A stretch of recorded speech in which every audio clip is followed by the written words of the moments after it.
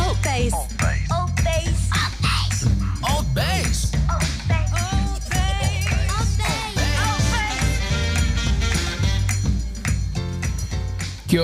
Kia ora. We're live. ALTBAYS Show.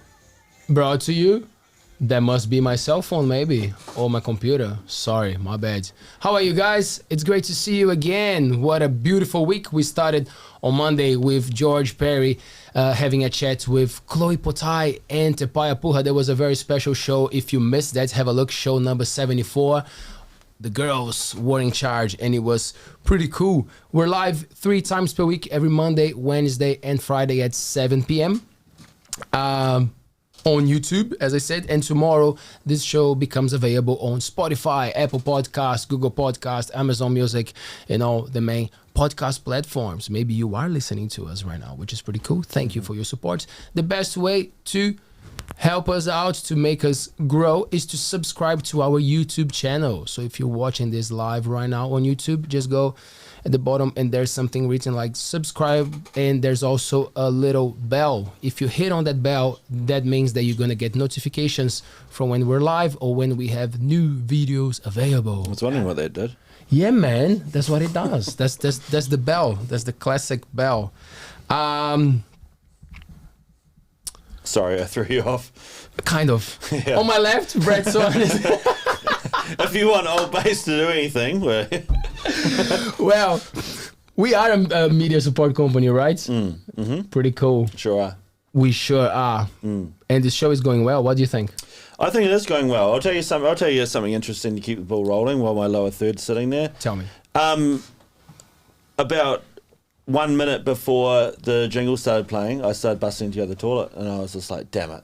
So now I'll have to do an exit, I'll wait till halfway through. But I hear you can't wait too long, because have you ever seen that movie Liar Liar No. with Jim Carrey? No. Oh, yes. And he gets out of court one time and he can't lie, and he's like, I need to go to the toilet, and he's like, because if you hold on to needing to go to the toilet for too long, you can give you... And he's right, yes. He doesn't lie. Erection problems, yeah. Oh, really? According to Liar Liar. Oh, man. So I shouldn't hold on for too long, is what I'm No, saying. you shouldn't. You're welcome to go in anytime, man. Because the man who is here to chat with us tonight, it's a chatty man. So Yeah. he will keep the conversation going. Are you still drinking milk? So I went. We talked about that just before off air, but yeah. So I went to a plant-based milk for a while, but I did quite a long time, but I was too weak and had to go back to the fat of the lamb, as it were. What's that saying? Yeah, back Why to the milk. weak? Why weak? Yeah. Why am I so weak? No. Why did you say I was weak? Is it a weakness to drink milk? Because the reason why I'm saying I'm weak is because I was sort of like, I'm going to make a pledge to try and do 6 months or something, and I only made it like half that. So I get your point. Failed the mission. Do you still mix them though? Like sometimes do you have plant-based milks and sometimes animal dairy milk? Or how? I do Or not. no? No, You do not. I'm just blue top the whole way. Although I've actually changed to just cream lately.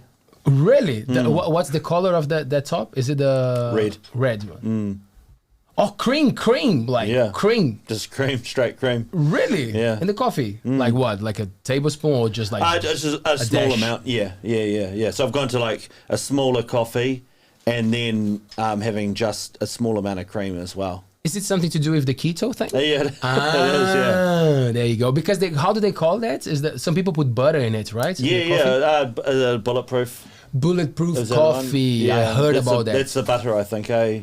What? I haven't put butter in it yet. Do you know more about that? Like what's the purpose of having the fat in the coffee? Do you know what's... I think it's. I don't know, but I'm guessing it's to keep the ratio. Because you're supposed to have with keto, you're supposed to have a ratio of so it'll be X. If you're looking at a pie chart, it might be 2/3 fat, and then you're going to have almost a third protein, and then the tiniest little bit of carbs, if any at all. Right. So I think they do that to sort of keep that ratio good with the fat. Yep. content. That's my guess anyway. So how far are you from going from cream to butter in your coffee? I don't know. I might try it tomorrow. Yeah? Yeah, maybe. Let me know. Yeah. So do you have a plan with the keto diet? Like, do you want to do it for as long as you feel good, or you set a time and you? Well, my plan is to lose some weight because I'm overweight. So I was a couple of days ago. I was 103 and a half, and I weighed myself today. I'm already like 100.5. So I just want to lose probably maybe 15 kgs, maybe 20 kgs, and then I'll reevaluate and see like whether I just go to sort of like a healthy diet or whatever. But probably try and get a little bit more exercise too. And so it fits a purpose. You want to drop the weight and then not do that anymore because. Perhaps I want to see how I feel. Yep. Because without the carbs, I've already noticed I don't have the fluctuations in energy so much. Because I'm sort of getting that more consistent. Energy supply, levels, but I'm not 100% sure whether that could just be placebo too. Right. I've done something similar, which is the Atkins diet. At least when I did it, maybe 17 years ago, that was the name in Brazil. Was there Atkins plant-based?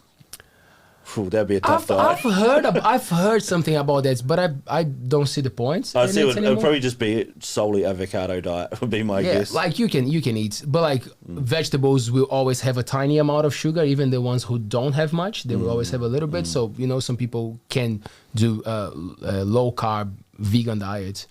It's just not my thing, man. I just eat everything in the plant-based diet. But anyway, the Atkins one, I dropped so much weight so quickly, but obviously I achieved what I wanted, but my health got quite compromised. It was not great. So I'm always like, when people say, I'm always kind of like, well, just pay attention, because sometimes you hit the targets, but you got to make sure they're not compromising your health. There's an absolutely. So I'm trying to do it in a controlled fashion. So I'm drinking lots of liquids, making sure I get plenty of electrolytes. But I'm only drinking water, Coke, and the odd kombucha. Water, Coke. Water, not drinking Coke. Water, coffee, and the odd kombucha. And I'm making sure I'm getting, especially at dinner time where I have like my biggest meal. Because I'm sort of like, I don't really eat until about 10, and I sort of have a little snack, and then I probably have a little bit bigger snack at 1, and then I have like a big dinner. Although I've only been doing it for a handful of days, so maybe next week we'll be filling a bit more. Might be different. But but I had like bone broth for dinner with plenty of veggies, so like cabbage, broccoli, cauliflower, and a little bit of carrot with the bone broth, and heaps of butter, garlic, onions. So I think it was quite a healthy meal, But But this intro has gone on a long time. This is good because it's a great segue here now. So tonight we have the pleasure to talk to Mr. Campbell Angus from Anchor Fitzianga. How are you, my man? Good. It's good to have you here. Yep. Do you like the space? It's pretty impressive. Oh, that's cool. A lot of copper wire. Are you into crazy diets as well, Campbell? Have you tried some? No. Yes. Nope. Just everything in moderation, including excess. My number one saying. There you go. Yep. That's. I think that's I don't know if it's the best way to do it, but I think like if you're comfortable with how you're eating and how you're living your life, it's very likely that you'll be fine, because it's a lot of mindset involved, right? Yep. In the choices you make and everything. So that's cool. Campbell runs Anchor in Fitzianga. When did you start this mission, man? My wife and I bought the business September last year, in the middle of COVID, one of the many COVID lockdowns, and we moved to Whitianga in June last year. Best move. Challenging times. Challenging times though, to start a business, a new thing, and Where did you move from? We lived in Hawke's Bay for 20 years. Fantastic area, but time for a change. So we drove around New Zealand looking for our next place to live. You hear stories about people packing up stumps and driving around and coming across their dream place. Never found it. And we were holidaying at the family batch in Pauanui, and this business came on the market. So we got approved by Fonterra, it being a franchise business, and we purchased that, and it's been a a great move. Nice. So Anchor, it's part of Fonterra. Like it's how does that connection work? Yeah, there's from my understanding, there's three parts of Fonterra. There's big Fonterra, that big export giant that we see in the media every day, getting all those export dollars for the country. Then there's little Fonterra, which owns Anchor, the Anchor brands. And that's like your Anchor butter, your Anchor milk, Capity cheeses, Country Goodness, goes mainland cheese, goes on and on. The fresh and fruity yogurts, probiotic yogurt, there's all the whole lot of brand names and quality products. Because when I knew you would come to the show, I was like, we're gonna talk to the milkman. That's what we are. And then you were like, yes, but not just that. Yeah, that's probably our biggest marketing dilemma. We're more than just milk. So our core market will be servicing the cafes in the Coromandel, and there are a lot of amazing cafes up here, run by amazing people. The staff are just amazing. So we sell products into them, you know, bacon, eggs, milk products, all our fine Anchor products, canola oil, your favourite kombucha, fresh juices, organic juices, bottled water, it goes on, list goes on and on. How many trucks do you guys have? We've got 3 trucks based here in Whitianga. And we have local drivers. We've got 2 full-time drivers, and we have a summer crew of 3 or 4, a seasonal crew. So, you know, we want to buy local, we employ local. So, you know, Whitianga and Coromandel is a great community. So we've got to keep it tight and keep everything here. Man, how cold are the trucks? Like, how does it work? Like, is it there's any specific temperature? Yeah. How does that part of the job So work? supply chain starts when it comes here. Everything comes on a refrigerated trucks from Takanini, which is the Fonterra distribution centre. And they run at 3 degrees. And then it gets to our warehouse on Cogwell Street. That's chilled also. So everything's kept at 3 degrees. So we've got a big chilled warehouse here. And that gets transferred on the delivery trucks, which also are 3 degrees. And away we go. So our drivers, on a hot day, good place to stand inside the truck. Yeah, always with the thermal one, eh? Always with the jacket. Yeah. And you guys start quite early, right? Yeah, The deliveries? Our guys start about 6. Probably a lot later than the old traditional milkman. We're not a 3 a.m. crew here. Work-life balance is important for us, for my wife, myself, and for our staff. We don't like them working long hours. Everyone's got families, everyone's got commitments, people have got hobbies, people want to go fishing. We want to respect that. We want to make sure people can achieve that, as well as so we can achieve a good work-life balance. So start at 6. The guys are normally done 3 o'clock at the latest. Oh, nice. Sometimes 4. In winter, they're out of there by 1 o'clock. So, you know, they can go home, spend time with their families, or, you know, go fishing. There you go, Brett. Yeah. Maybe you should drive one of those Be a trucks, milkman. man. Yeah, man. I do have a nickname. I answered the milkman already, so Really? yeah. Oh, I won't. We won't go into that again. Though. I'll tell you off here. You got the man Remind you off here. You weren't arrested in Fiji today? No. You heard about that? No. Oh. What happened in Fiji? What happened in Fiji? How do we put it? 2 American nationals, I believe, were on the way to New Zealand to spread their seed as a semi-hobby, and one got stopped at the border because he came on a tourist visa, but that wasn't his intention. Oh, wow. There you go. You could edit that out, I suppose. This is live. It's live, man. It's out there for the world. You're in the wrong job, aren't you? Oh, it's a great job. I'm considering new jobs, new careers, but Brett's story is way cooler than that. You do want to share that? Let's leave it for the next show. Next show. Cool. Microphone shy. Microphone shy. That's a great start for this. No. What story are you talking about? Maybe in the milkman. Being the milkman. Oh, no, I can't go back there. About when Ange broke her arm, remember? Yes. Yeah, you want me to tell that story again? No, not really. It's fine. People can watch the old shows and find it. Campbell, one thing that I always find interesting, because I remember the thing with the milkman bringing the milk, at least in Brazil, right? So I don't know how it was in New Zealand, but I believe it was something similar.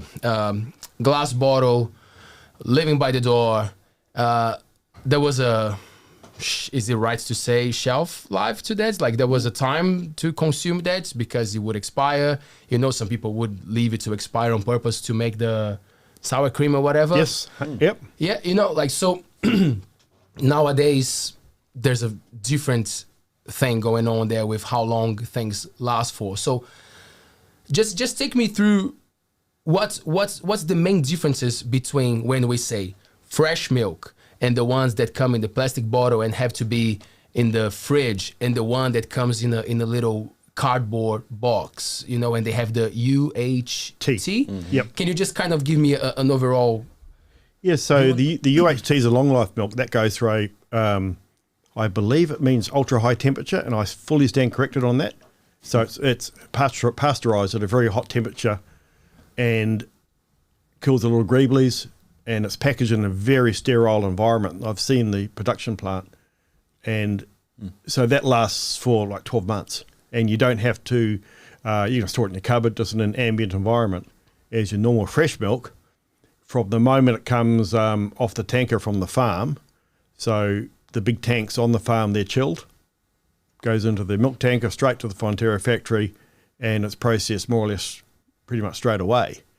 And it's in a temperature controlled environment all the way to the shop or the cafe.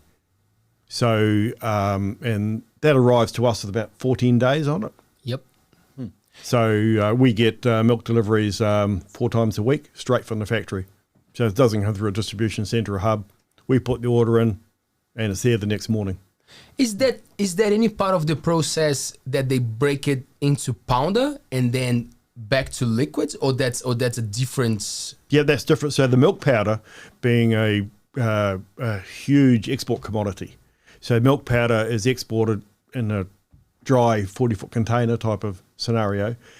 So the milk there, as I understand, is dried in big massive dryers, like Edendale in the South Island is one of the biggest plants in the world that makes milk powder, biggest dryer. And Fonterra have a number of plants throughout the country which create that milk powder. That's totally different to the fresh milk that you see, totally different factory.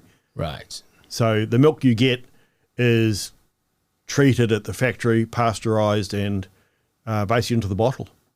And they do some sort of changes for trim milk, high calcium, or the nation's favourite Blue Top. Yeah. I don't even know why they make other ones, to be completely honest. Oh, my mum drinks. You drink the cream. My one, mum, man. yeah, I drink the cream, but like my mum buys light blue, you know, and I'm just like, what are you doing? Just why don't you just buy Blue Top and add some water to it, and then you get more milk. When Well, we'll see whoa. But I mean, like most people drink Blue Top, right? I believe it's the country's high-selling milk by volume. It'd have to be. Yeah. Very popular with the cafes, with the baristas, because it's consistent all year round. That's the key for the Blue Top. You buy it in summer or winter, it's the same. And, you know, the cows who produce the milk, in summer and winter, they've got different feed requirements. They're under different temperatures in the paddock. But the milk's produced, so it's the same all year round. That's why it's such a great product. Do you have any knowledge of American milk when they call it like half and half or 2% or anything like that? Do you know what the equivalents are to here? Yeah, I hear about it on TV all the time, like on movies, Yeah. and I never know what that's like compared to ours. I don't know if you know that or not, but Yeah, well, just throw it I out think there. half and half being half cream, half milk. And Oh, it comes, most of its UHT comes in those tiny wee little single serve capsules and hotels and things. So that would be like Blue Top mixed with Silver Top. Kind of Silver Top's like that's the full milk, Yeah. right? Maybe something like that. Probably Blue Top. maybe just Blue Top? Blue Top mixed with cream, I would imagine. Oh, I see. Yeah. But, it's like, you know, in America you buy cheese comes out of a toothpaste tube, so you don't know what's inside it. Or out of a can, you shake it and squirt it out of a What can. is your favorite? How do you drink your milk, coffee, or like what's your? Oh, I've got to have the Blue Top, Blue Top. 100%. And I've got to have milk in my coffee. And we'll only go with a cafe who has Meadowfresh. And that was, that doesn't have Meadowfresh, Anchor. And funnily enough, that was a thing that we experienced well before we got into this business. We knew just Anchor Milk made a better coffee. And when we went to a cafe with the opposition, it just didn't taste right for us. Maybe we're just diehard New Zealanders. Is there? Do you guys also sell plant-based milk? we do a lot of plant-based milk. Which ones? Like most of them? Do you know, like oats and? Yep. So we have 3 types of oat milk we sell here, 3 brands. We have a brand of coconut, 3 types of soy, and 2 types of almond. So we cover the whole lot: oat, soy, almond, coconut. Nice. Do you see any shift with numbers from, because like is it the first time that you dealing with dairy products? Like, because I would ask if so, but I think you mentioned something about Australia before, like numbers of like how the intake of plant-based milk like is shifting. Do you have any idea, especially for I don't know, about our area or something? Well, what I understand in Australia is that it's up to 20% of the milk market now is plant-based. It's a massive number. We see the trends here, especially with the cafes, which is our core market. When the Aucklanders are here, soy and coconut. But when the Aucklanders are not here, oat dominates. And it varies from season to season. And everyone's eating trends change, and whether someone likes oat or coconut or whatever. And again, it's can be a very trendy thing at times. Yep. What do you drink the most of?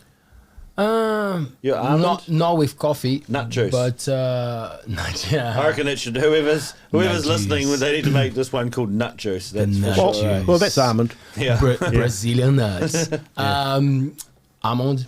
Yeah. Yeah. I like cashew, but it's too fat.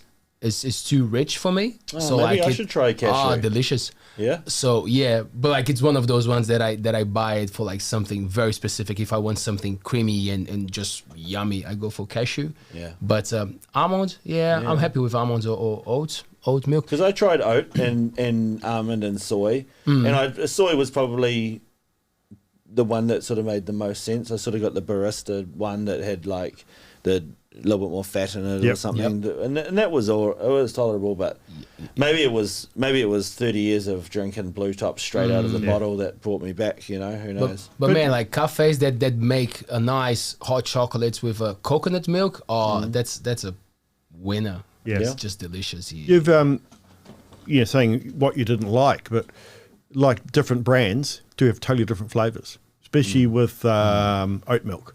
Some are more chalky. And some are a lot sweeter. So you got to get what's good for you. So what do you sell the most of in the way of plant-based? Like you were saying that changes when the Aucklanders aren't here? Oh, so over a trend, oat.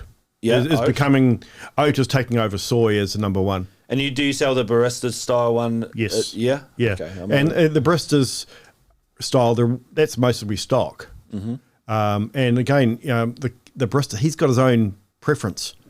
One likes a certain brand over another brand. And we're trying to focus. We are really going to, one day we'll get New Zealand manufactured. Most of it's imported. So if anyone's out there manufacturing plant-based milk here in New Zealand. Because we can grow oats in New Zealand, right? Wouldn't it just be in the same area as wheat and stuff like that? I'm guessing? So there is a factory that's got approval in Southland for oat, where they grow a lot of oats down there. And so that hits the streets, we'll be onto that because we want to buy New Zealand grown ahead of imported products. It would make more sense. It's the same with hemp. Like I just read something that there's this big production of hemp in New Zealand, but it's going to Germany because because of stupid laws that they cannot be used here, and that would be amazing. Like a hemp milk. See, I don't understand that. Like, so I've always thought that the hemp thing was because it's close to marijuana, you know.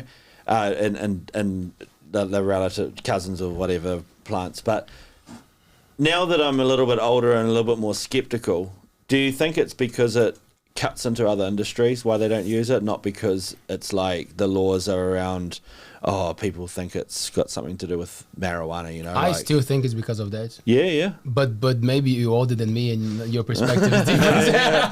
Oh, no, I just wonder because I'm just like, well, it's clearly not marijuana. No, you know what I mean. So it's like, why would it? But for you, it's clearly not, and because you did your research and you know that it's not. But if you're told something your whole life that the hemp is connected to something that is evil and it's legal, I think that's when you make a misconception of things. That's just my take on it. True. I could be wrong. Yeah, well, they don't mind prescribing opiates though, eh?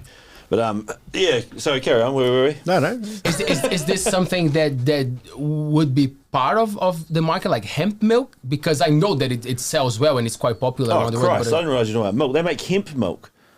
They make hemp Yeah. oil. I've heard of that. Yeah, Seen man. Huh? Delicious. I've never even Yeah, heard of it's that. on the supermarkets, in the supermarkets here. Wow. Oh, hemp milk. Ooh, Really? wee. Oh, yeah.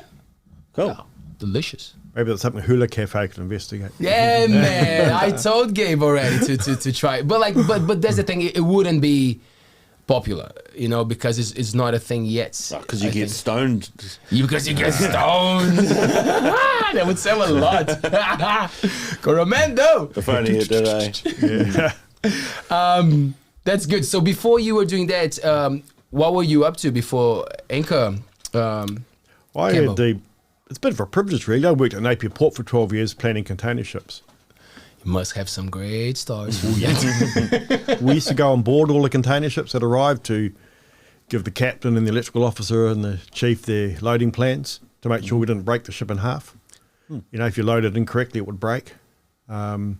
So it was a really fascinating and job. Took a lot of brain power. After it was a rotating shift position, 7 days a week. Is it about the weight or where Yes. you put things? It's 4 dimensions or 5. So if you overloaded down one end, then the ship would the trim would be off. So the bow was stuck in the air or the stern would be in the air. Or if you put it to one side, it would list to one side. Or if you put it in the middle, the ship would what they call hog, like crack the ship in the middle. If you put it all on the ends, it would break it. Or if you had one on front left corner, a lot on the back right corner, it would twist the ship. So it was like Jenga. no, it's worse. Jenga's one colour, so it's like Lego blocks, except you're trying to load 20 different colours of Lego blocks in 2 different sizes in a logical order, so they didn't have to rehandle when they got to their destination. Is there not is that nowadays that have some pretty elaborate computer algorithms, right? You to did. do the mathematics on that. So one of the best things Napier Port did was we got the software running. So you take 90 minutes to work it out by a good ship planner, and we got that down to 90 seconds using some software which was partially developed locally in Napier. And that was a real achievement for us because a lot of other ports couldn't achieve that. Ports of Auckland came down, Littleton, Tauranga. They couldn't mimic what we did. And so if you get the algorithms right, 90 minutes and 90 seconds is a great productivity gain. Yeah, you go. No, you go. Oh, is that money for export? Yes. I've never known why there's a port there. But sorry, I've never thought about why there's a port there, but just export, yeah? Well, Food export? Yeah. Hawke's Bay is a real big food bowl for the exports of the world. But the thing about why Napier Port is there is 2 reasons. One is it's surrounded by mountain ranges, so you can't road it in and out, and you can't rail it in and out efficiently. The rail, if you want to rail to Tauranga, you've got to send it to Palmerston North, then up through the centre, then across from Hamilton to Tauranga. So it's even with our rail system, which is getting better by the day. And the other major factor is that the ships, say, coming from Littleton and South Island, coming through to Auckland or Tauranga, they sail right past our doorstep. It's like 12 nautical miles. They've got to deviate to get to the port.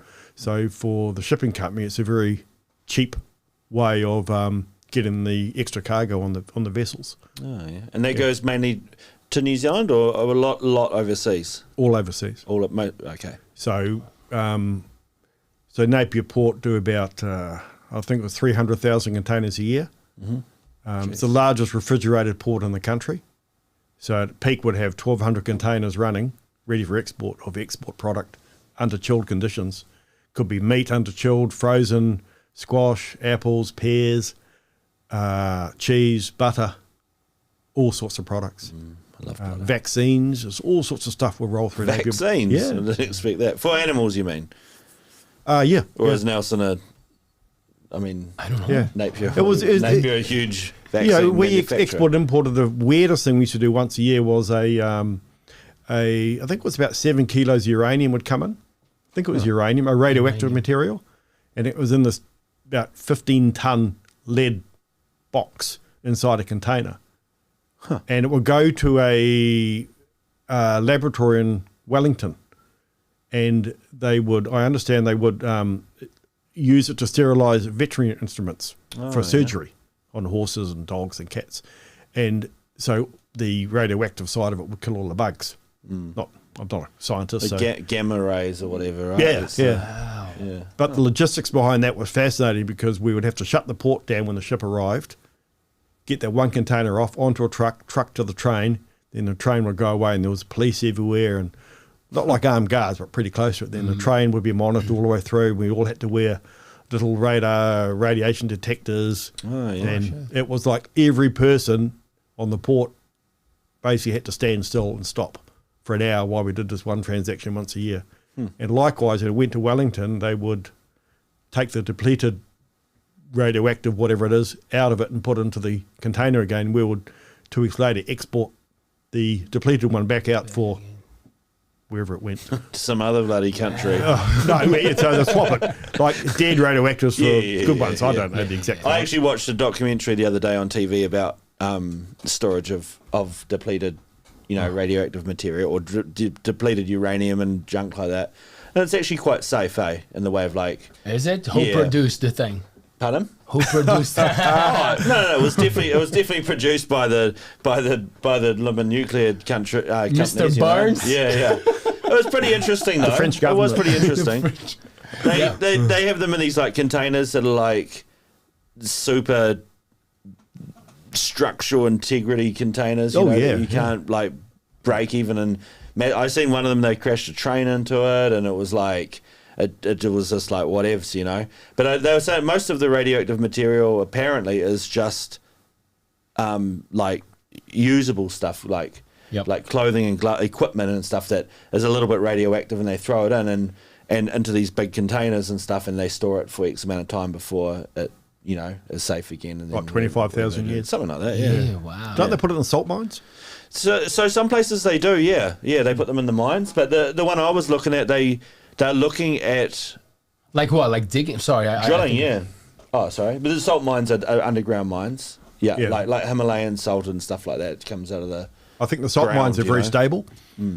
Copper mines, I think, too, that they were big on. But yeah, the one they were looking at is where they build the radioactive... the what do you call them? Nuclear power plant. They were looking at drilling down, like down, real like stupid deep down, and then basically just stacking the radioactive like waste in the ground, so it's like surrounded by rock. But they space it so that if there's ever earthquakes and stuff, it doesn't like break open. Right. And then they just put it down there for a million years or whatever. Yeah. Do you remember seeing things coming to the country or leaving that you were like, why is this coming this way? Or like you were just surprised. You were like, wow, really? Oh, we've seen all sorts there. It's the volume of exports is just astounding. Until you work at an export port like Napier, you don't realise what New Zealand produces. The volumes of apples, there's 25,000 containers of apples a year are exported, something along those lines. Wow. Squash, which is like pumpkins, into Japan. And that's an interesting commodity where it's very short season here. And most of it goes to Japan, but to Korea. And then when that market peters out, because we stop growing them, then Mexico kicks in and does the same thing. And then when that peters out, Japan grow their own product. When that peters out, Tonga have a go. So it's like 5 countries supplying Japan with all and Korea with all their squash. And it's just a very intense time for the guys there because squash is pumping and there's big demand in Japan for it. So it's a really valuable commodity to the Japanese consumer. And if you're the first squash landed into Osaka or Tokyo, they get premium dollar for it. And if you're like a week late, the price drops. So the growers are all trying to be the first one to get out and get into Japan. And what comes in abundance to New Zealand? What do you remember checking in all the time? What was coming to New Zealand non-stop? Napier Port is mainly an export port, so it's not an import port like, say, Tauranga or Auckland. But the things that come in all the time is like number one shoe warehouse come through Napier, and the one of the big discount furniture manufacturers, and the volume of shoes that we used to see come through. Like out of Asia. It's Really? like 10 containers a week of shoes. And it was just like, where do these shoes go? Well, no offense, number one shoe warehouse, but those shoes don't last very long either, do they? And New Zealanders are famous for walking bare feet anyway, right? Maybe it's full of jandals. Could be, or to throw at your children if they misbehave. That's Okay. classic in Brazil. You know Havanas, the classic flip flops, whatever, jandos. So it's all fancy and nice nowadays, trendy to wear them. In Brazil, man, that's a weapon. Now it's fancy and all this stuff there as well. But like when we grew up, it was like the thing that would never break, that your mom would beat the shit out of you with. That was the Havanas. That would never man. happen here. It wouldn't happen, eh? I love the videos, like the Instagram videos, where you'll see like the mum and she like kicks the jandal up in the air and catches it to like throw at someone, throw at a kid that's running away. I think when I grew up, it was around the back of the legs. That's where you felt the jandal. Oh yeah, that was. You had to start running. So it's a worldwide thing. Oh yeah, not definitely. just Brazil. Okay, Yeah. Okay. Havanas, man. Havanas were quite quite popular. Okay, so the ports are cool. You touch on that. Oh, another thing that we talked a little bit before the show, the food prices nowadays. How are you guys navigating all these things of kind of like trying to adjust and keep it cool? Like, is it affecting your daily thing, or you guys are doing the best to? Yeah. Butter. Sorry. What's that? Butter. I had a look on your website. Yeah.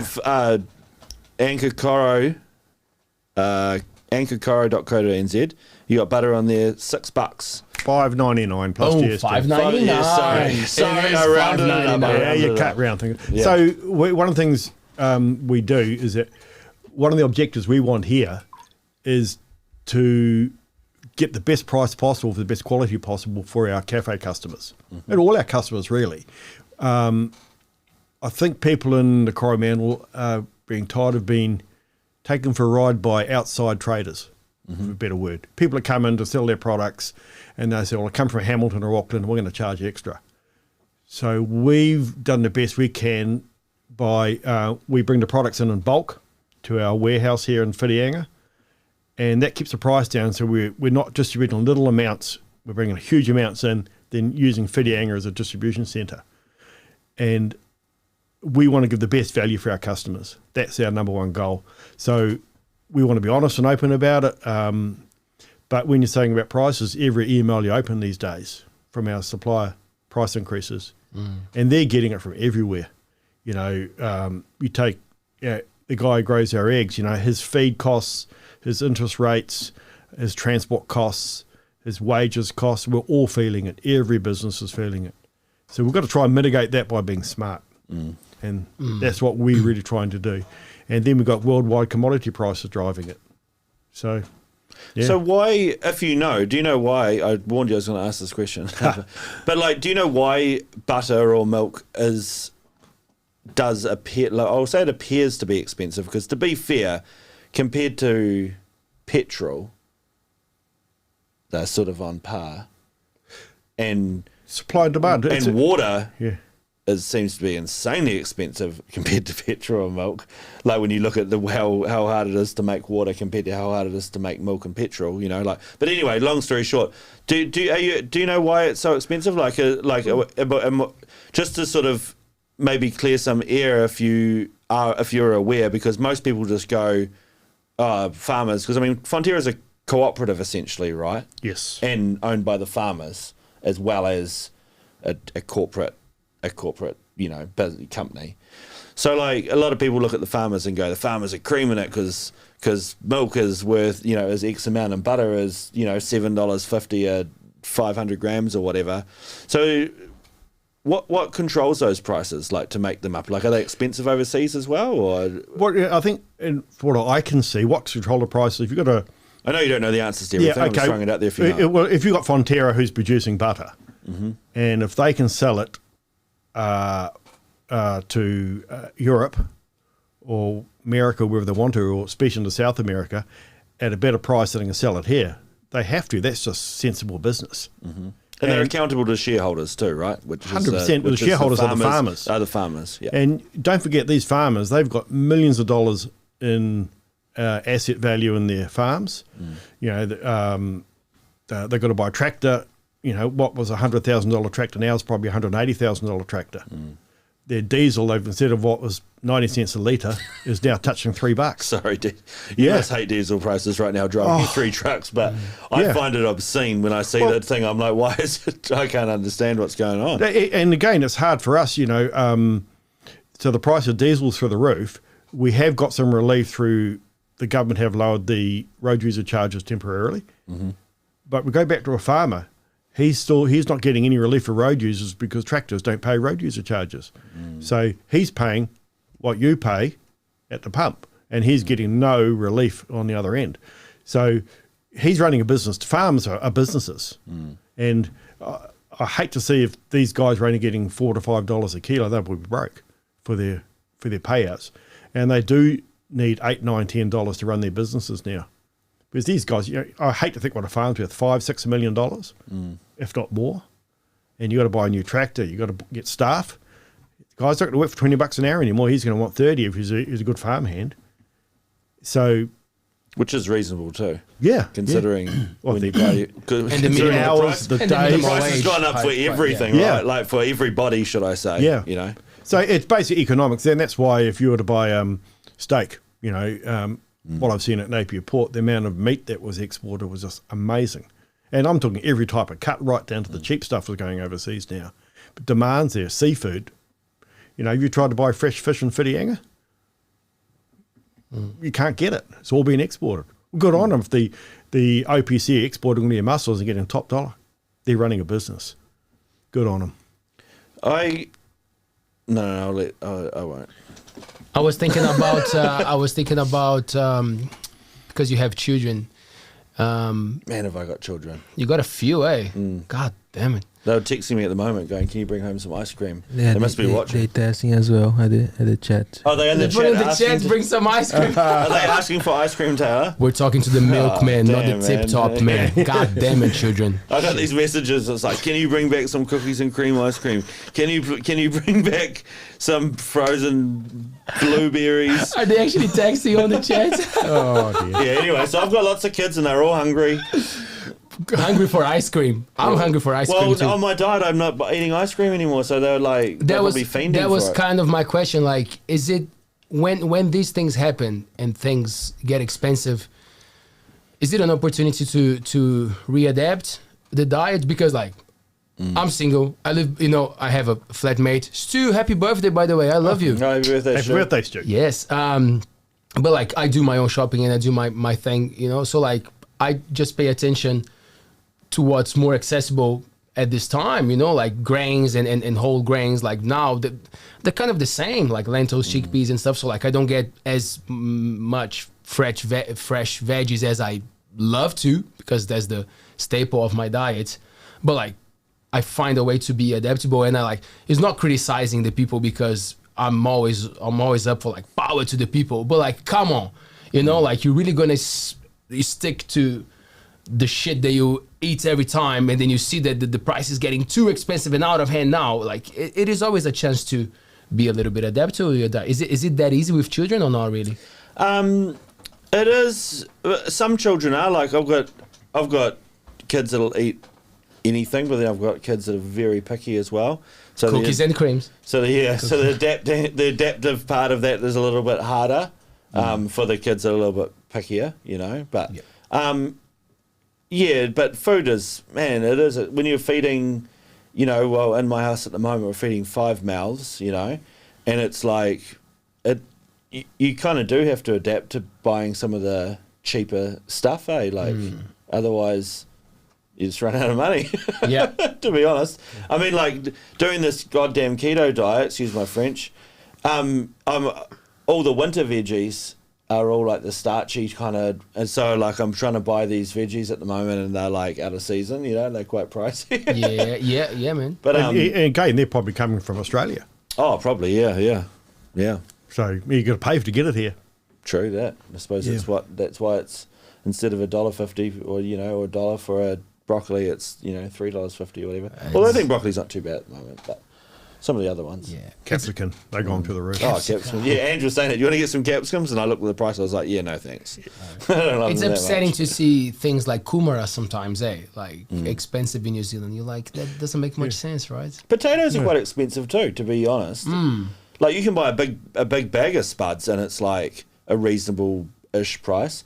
But once you get like, if you're buying it by like a 2.5 kg or whatever, that's quite expensive for like a bag of potatoes.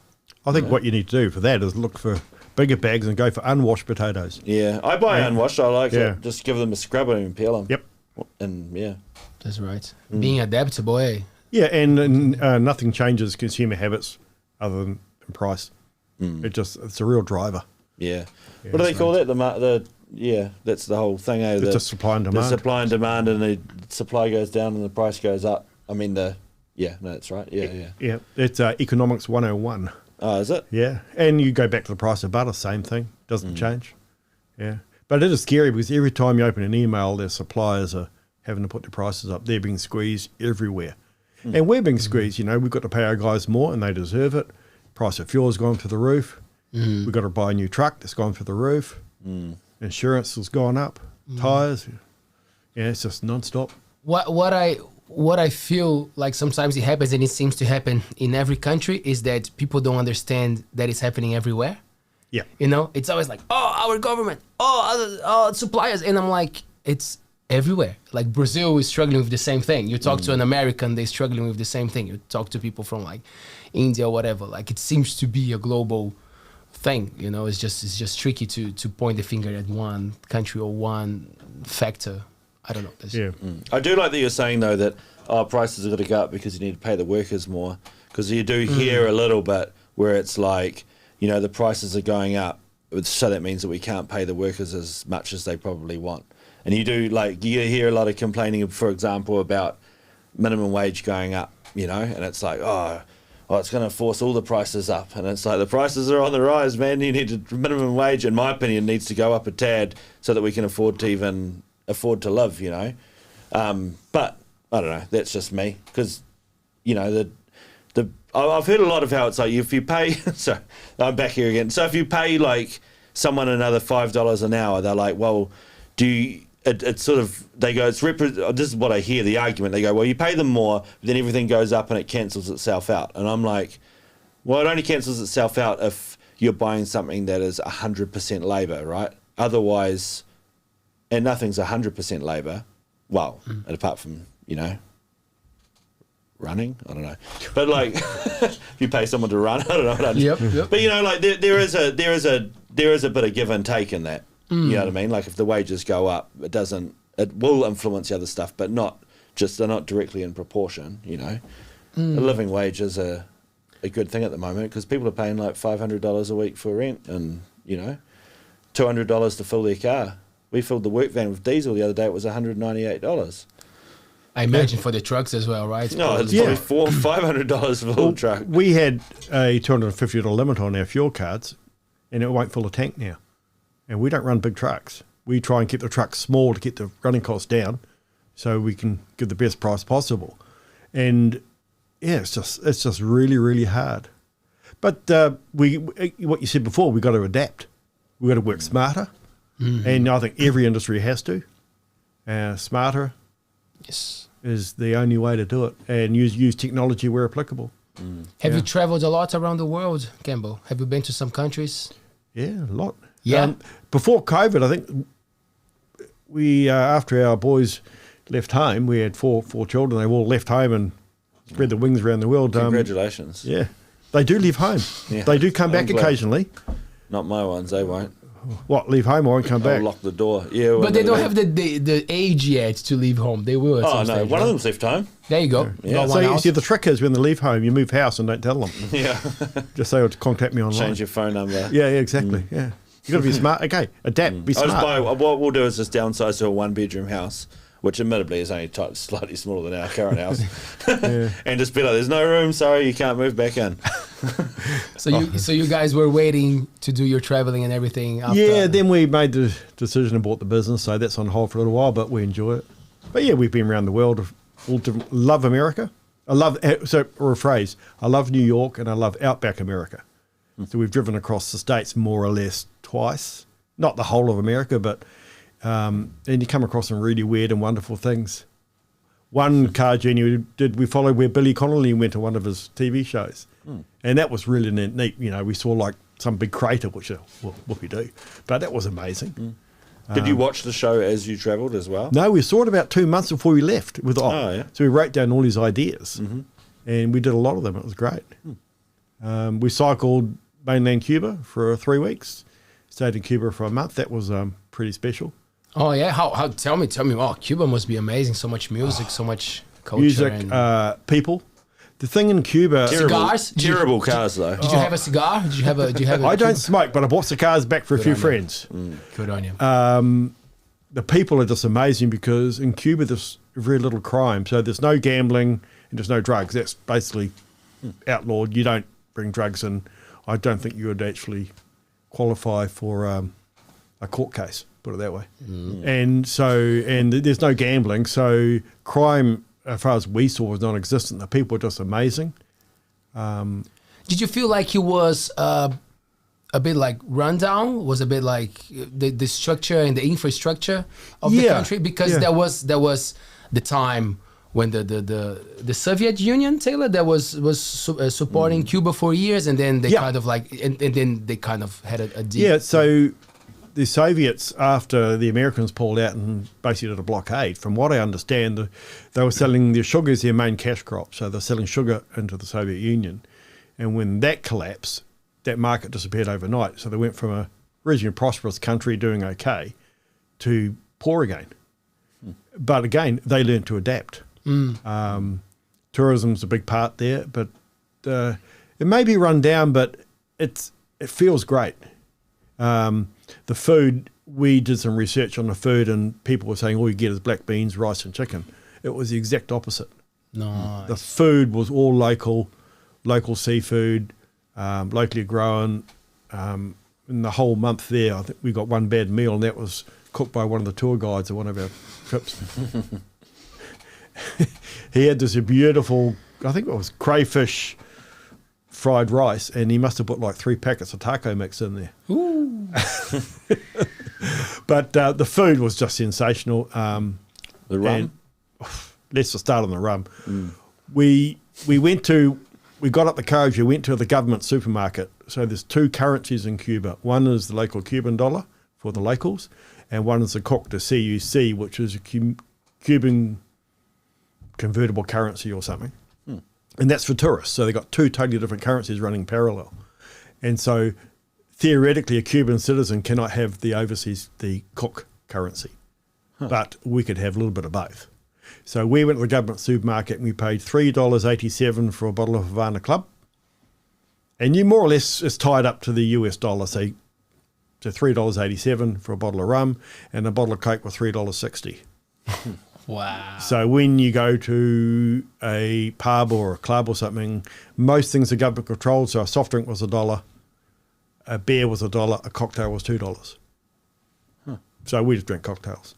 So do they have those separate currencies so that the locals can buy products at a reasonable price and the tourists can pay a higher rate, essentially?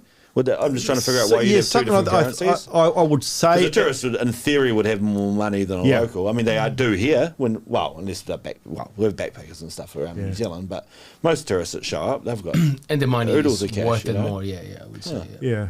I think it was to keep control of the people to a certain extent. That's a theory. I couldn't say that's fact. Yeah. So, because remember that the average Cuban family, or all Cuban families, are still in a ration book system when we were there. That was 4 or 5 years ago. So the ration book gave them so much rice, so much cooking oil, so many light bulbs a month. So that's still a communist system there then? Socialist, I would call it, more than communist. Okay, yeah. But people say Cubans are poor. Depends on how you define poor, because the average, so each child has free education all the way, and all the parent has to do, I think, is provide a school bag. Like that, socks, shoes, uniform, the lot, transport, books. What a rip-off. Yeah, totally free. How much is the school bag though? $20,000. Well, they have the well, some of the best doctors in the world. Yeah. It's actually pretty. And it's there's a quite reason for popular that. to know, like people Yeah, so- look for them. Yeah. Yeah. So when a school kid comes about 11 or 12, they get an exam, and that exam controls their destiny. So based on the exam, are you going to go the academic route or a trade? Oh, yeah. So then, of course, if they have a lot of going the academic route and you're a doctor, they'll just keep training them up. They have so every little town, village, or hamlet has a doctor and a school teacher. Could be 6 people there. There's a doctor there, and we're cycling through the back blocks in this little tour of 16. And an English lady fell off her bike, and I would say within seconds there were 4 people at her aid, Cubans, giving her medical aid. She was okay, just a few scratches and bruises, but no hesitation. It was just amazing. There's doctors everywhere, and they're a very big pharmaceutical manufacturer and inventor of pharmaceuticals for the world. So who owns? Do they have? Is it all like? Well, government's a loosely termed word, but like, does the government own their shops and everything? Then, like, how does that all go down? One of the few things that we saw was not government controlled was taxis. Oh yeah. So anything's a taxi in Cuba. I don't know anything about Cuba. Sorry, Yeah. that's what I'm Yeah, asking. and all I know is Fidel Castro and the other fella, Che Yeah. Guevara. yeah. But just know the names and the faces.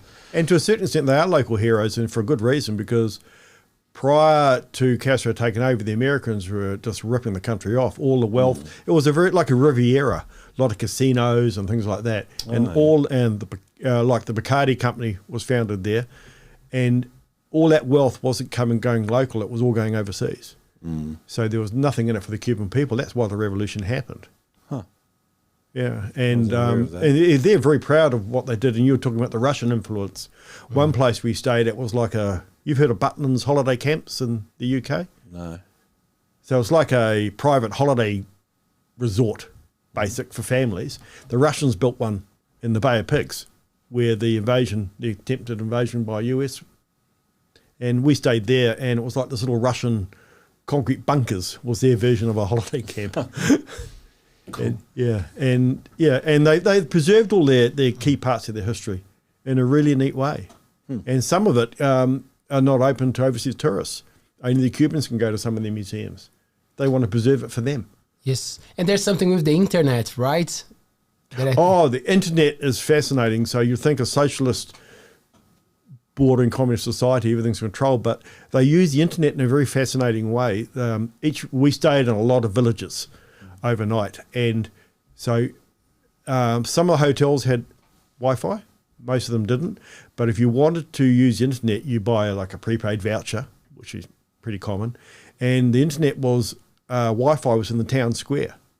So at night, in a beautiful summer evening, all the locals are there. They'd bought their vouchers, and they were Facebooking or YouTubing in the town square at night, in a very social atmosphere, speaking to their relatives around the world, in a very unsocial activity in a social atmosphere. And Wonder how pornography goes down around there. I I'm sure it's an interesting Imagination. situation. would say they may have that blocked. The light comes on and it's like pornography time, and everyone's like, "All right, kids, so we're gonna go home." You can still use it at home if you buy your voucher, I believe. No. Well, it wouldn't work only works in the town square. So So there's no It must internet be in your home. blocked, eh? If they're that controlling with the internet, I'm guessing pornography's blocked. Oh, I'm guessing Wikipedia too, for that matter. yeah, but that's when it gets like a bit like, isn't it a bit weird, because there's beauty in it to put people together and to give access to it, but at the same time, it would be nice to have it at home, right? If you Yeah, could, it's a right? thing. Or you think it's cultural, and I'm saying this because I have access to it. Yeah, they have a very unique society, and what we saw there, and we weren't hidden from very many things. It was fairly open where we went. We could speak to local people, see the school kids, and it was just so nice. And the level of education was through the roof. It's an embarrassing how well educated the children were compared to the educational system here, and so they didn't need it. Right. Yeah. And you're touching on the cars. It's fascinating because you get into this old '57 Chevy. I was joking about the cars. Stuff, No, by the way. no, well, this I was is- just trying to wind you up, and you No. didn't even bite until 10 minutes later. No, well, thing you get into, you get into a '57 Chevy in a taxi in Havana, and it's got a Hyundai engine in it, and the diff is out of a tractor, and the front brakes are out of a Mercedes. the ultimate. If we think us New Zealanders are number 8 wire people, the Cubans have taken it to a hyper level because they can't import anything. When we got off the plane, we had to fly in via Mexico City. When we were waiting on the carousel to get our bags, you had to declare your cell phones because they don't want anything with GPS. But that's their reason. But on the carousel, it'd be like an air conditioning unit, a mud guard, a gearbox. Anything that wasn't nailed down in Mexico City was on that plane. And they bought it in as baggage because they can't buy it. Yeah. There's no exchange rate available to the, you want to go onto Amazon and buy something here, there's no controls, especially if it's in Cuba, and they're controlling that, but that's their society. And for the average Cuban, it's working. They may not be rich, they're earning $80 a month, but they're not poor. They're not going hungry. And when Fidel took it over, he gave every Cuban a piece of land. I think 4 acres, I think it was. But you could get together with your neighbour and make 8 acres of productive land. Or you could just leave it and do nothing. Everyone got given a house. So you don't have to worry about a house. So you may say they're poor, earning $80 US a month, but they're not wanting for anything. Well, there's obviously the good sides to that and there's the bad sides to it. Well, definitely there is a bad side. Yeah. Bad from our perspective of being in a different government controlled system, by right? a dictator, not in a democratic system, which is... Like democracies are pretty key part of... Yeah, one thing about Castro, the country was run by 4 or 5 generals. So he knew that he was going to peg out eventually. So his brother Raul took over and he was a bit more progressive. So I think deep down they have a long-term plan for democracy. And I hope so. They'll probably get there in due course, but it's got to be done their way. It can't have international influence, in my humble opinion. Oh yeah, no, they're going to do it. They're going to do it their way. America flying in on their eagle, being like, "Hey man, you guys need to democratize this city." Yeah, did you go to both countries like quite at the same, pretty much at the same time, like one after the other? So you really saw a shock of reality there. Yeah, we've been to the States 3 or 4 times, and except for New York, we love New York. It's an amazing city. Just man, it's fast, brilliant, but Outback America is totally different to what you see on TV or our impressions. The people are just lovely and friendly and, it's just two totally different cultures, one after the other.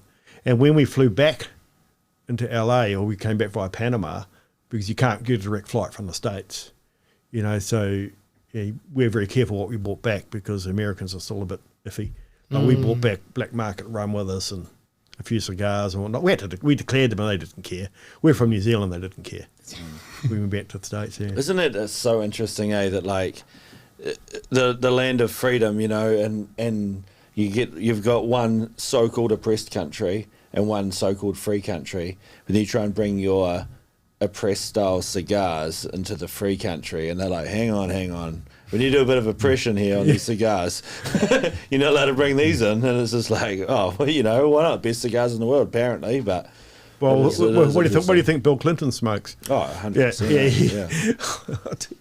I don't think he's buying cigars out of Canada. No. But that's the thing with traveling and when you said, but that's not the American that we see on TV.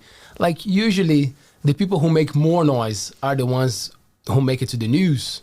Right. Yeah. And because that's why I always say I'm an optimistic because most people are cool. They just don't make noise, they keep living their life, doing the work, and then we see the Americans, but like, man, it's a percentage of it. Might be big, might not. But there's a lot of cool people doing that thing, especially the ones who travel. All the Americans that I met here in New Zealand, wow, like knowledgeable, up to traveling and knowing things. And I'm like, man, why do we have this impression of Americans? You guys are super cool. Well, it's squeaky wheel kind of thing, isn't it? I think it's TV. Yeah, we've been indoctrinated by television for 50 years from America. That's right. Yeah. But as I said, you go to Outback America, it's different. They're just really neat people, and again, they're just doing their thing. Doing the thing. Yeah. Putting up with whatever, it's happening, trying to make good choices. What other countries, Campbell? What other interesting ones? Very interesting. We went into inland China. Oh, I was going there when you mentioned Cuba. I was like, okay, maybe China would be so we went a couple of train rides right into China. So right to went to a city called Chongqing, which I think is about 30 million people, and no one's ever heard of it. And it's an industrial capital of basically China. It's massive. And we went to Xi'an where the buried army was. Oh, yeah. That was just stunning. And we saw a lot of underground tombs and temples of the past emperors through the country. And we ended up in Guilin. We took they called it a river cruise down the Yangtze River. It was like a glorified barge for about 5 nights. And that was really good because you saw outback China. Glorified barge. Yeah. It was incredible because there was about 140 passengers and there was about 120 Chinese, because when we were there, they just opened up domestic tourism for Chinese nationals. They'd never be able to travel their country and only outside their province, unrestricted. So they were Chinese people were seeing stuff for the first time we'd seen for the first time. So they were just as impressed as we were, And there was 30 Germans, 2 Dutch, and Susan and myself, and 3 guys from Israel, and we were the only ones that spoke English. Wow. Well, the Israeli guys spoke a fair amount of English. And then when it came to eat, of course, first up, best dressed is their number one motto on this barge. And so we got a bit unhappy because we went hungry. So we said to the little purser, well, what do we do for food? We can't get there. So we got called 3 minutes before everyone else. We were allowed a 3-minute head start or 5-minute head start on the others. So we had our personal welcome from the purser. Would Campbell on Susan, I'd like to go to the buffet. So that was great. Yeah. And but we ended up in Guilin. From there, we went to, of all places, COVID Central. I was going to ask if, if you've been were only there for a couple of hours. hours. Place I know in China. Yeah. Wuhan. Yeah, we were there for about 2 hours. Did you visit the factory there? No, we saw a couple of arty places, and that's about it. No, You see any wet markets while you were we there? did not go to the wet market. Yeah, but yeah, it was when we were travelling internally, it was quite difficult. You couldn't book in advance. So Susan got onto a guy, we used to call him our fix-it man, would phone him up and he would arrange travel for us, like a flight or a train journey, a long-distance train journey. We said we need the fast train to Wuhan airport to get to Wuhan to catch our flight back to Hong Kong. And he rang back and said, I can't get you on the fast train, I've got you on a slow train. The slow train was 250 miles an hour. So the infrastructure in China is just amazing. Their fast train network is just, would have probably doubled over the last 5 years. Wonder what the fast train is then. We went on that... Speed of light. We went on the maglev out of Shanghai, from Shanghai airport into Shanghai city. That was 412 kilometres an hour, and that went through the suburbs. No resource consent required. Yeah, 412 k's through the suburbs in a little train running on magnets. It was just impressive what they do and how they build it. Absolutely impressive. And that's the thing, like, it doesn't matter how much shit people give to China, like, they really focus on infrastructure, eh? Oh, yeah. Like, that's why. That's because they're like, innovate or die. Well, they're like, all right, I'll innovate. How fast do you want this train I'm to not go? saying that it's the best system, but, like, if you compare of, like, who is the biggest, like, the potency at the moment, it's the US, but, like, there's this study that says that it won't be long for China to take over, but mainly because... They do some smart things, like when it comes to a natural disaster, they've got mini cities built throughout China, inland China. So you travel on a bullet train through like 2 hours of cornfields. In the middle of nowhere, there's a city of high-rise buildings, say 30, 40 high-rise buildings, all these apartment stores. No windows, no doors, no one there. Beautiful roads, totally empty. So what they do, if there's a natural disaster, they'll go in and whack a few windows in, a few doors in, connect the road up, bang, all the people can move in straight away. And in the middle of nowhere, but they've done it for a reason. It's also probably keep the economy going. Yeah. But the jobs, if 60,000 people get homeless in a natural disaster, not a problem. That's pretty interesting. Yeah, it's pretty smart. Yeah, but when you go to the towns, the traditional Chinese cities, it's still, you can see the communist influence still omnipresent, where you go down a road, all they sell is chairs. Like all these shops all selling chairs. Another road here selling light bulbs. Another road here selling light fittings. As in New Zealand, you go down light bulbs, light fittings, a wire, one shop. Here in China, it was 3 shops, 3 different streets. It was just, you just imagine, like, what's the old Simpsons thing, like the hammock district? This is the chair district, this is the wire district or whatever. Yeah. And the really things that peculiar to us, but when we were in Chongqing, I think it was, we got out of the elevator and this European guy walked in and said, "Should we know that guy from somewhere?" And it was the Hawke's Bay basketball coach, Tad Baldwin. We don't know him personally, but we'd seen him on TV. Yeah. In the middle of nowhere, there we see someone from the Hawke's Bay right there. That's out of it. Yeah. Would you go to China, Brett? I'd love to go to China, yeah. I'm really interested in communism. I'm not a fan of it, but I'm interested in seeing its effects. You go in Beijing, we stayed not far from Tiananmen Square where the Forbidden City is. Mm-hmm. And when you go through a tour, it's just what we don't understand in New Zealand and our travels around the world is what we appreciate the most now is the history, say China or the UK, parts of Europe. You walk down a road, like we went to a pub in Dublin and it was like 600 years old, this pub. In the courtyard, you said, well, over 600 years, who's had a beer there? Yeah. And the same in China, you go down a cobble road or the Forbidden City, what happened over 1,000 years within these walls? Or more, eh? Yes. 2,000, 3,000, yeah. And some of the achievements of the emperors are just obviously to the peril of a few individuals. Like one of the empresses wanted the summer palace, so the emperor stayed in the Forbidden City, and they had a summer palace for summer, like I think it was about 50 k's away, and she saw this rock like 50 kilometres away the other way. She wanted this rock. It was like 50 tons or something. So over like 10 years, they slowly moved this rock in winter by covering the roads with water, letting it freeze over and slide it down the ice. But she got a rock eventually.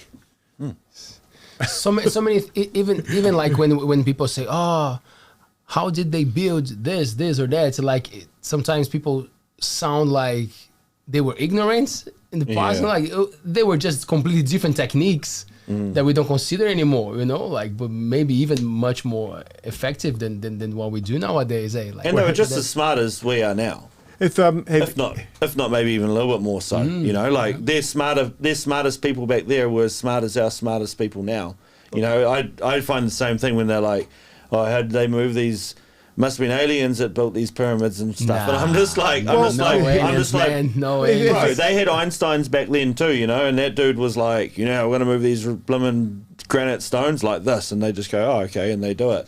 Throw 10,000 people at it, we'll sort it out. Probably 100,000. Yeah. Wait, what are the pyramids just outside Mexico City? Is it the Sun and the Moon? I can't remember their names. Do you know that one, Papa? They've got there's about 3 pyramids, not as big as the ones in Egypt, just probably an hour out of Mexico City. And these 3 pyramids are all in a perfect straight line. You stand at one end and it goes for about 1 kilometre, and it's not one brick out of place. Now, how do they do that? Very long piece of string is my guess. But did they have the technology to make a piece of string that long in those days? You got to ask Maybe yourself that they question. used human hair. Well, again, how many people were sacrificed for that human hair? True. But you just had, and it is astounding. Yeah, when you see those sorts of things. Ooh. And the pyramids, I don't think they've still uncovered the secrets yet. Oh, not even close, Like to know what's going on. I actually read somewhere that they reckon they flooded it, and so when you and floated the granite in. Yes, and I was joking. Okay, continue. Yeah, with something like bamboo, and so when they raised the water level, of course, the granite block was perfect level. So then they shaved it off level, turned it round in the water, did the other level, and then when they'd floated, they possibly built a big wall around it and floated everything up, put the bricks in position. That's the only logical thing they can come up with. But how do they make a wall that big to hold the water? I reckon they just pushed them in, rolled them on logs. How to get the ones up the top? For a long time with a lot of men, right? How many years? Centuries. Oh no, I don't know. Wasn't it old? What's his name built them? The pharaoh.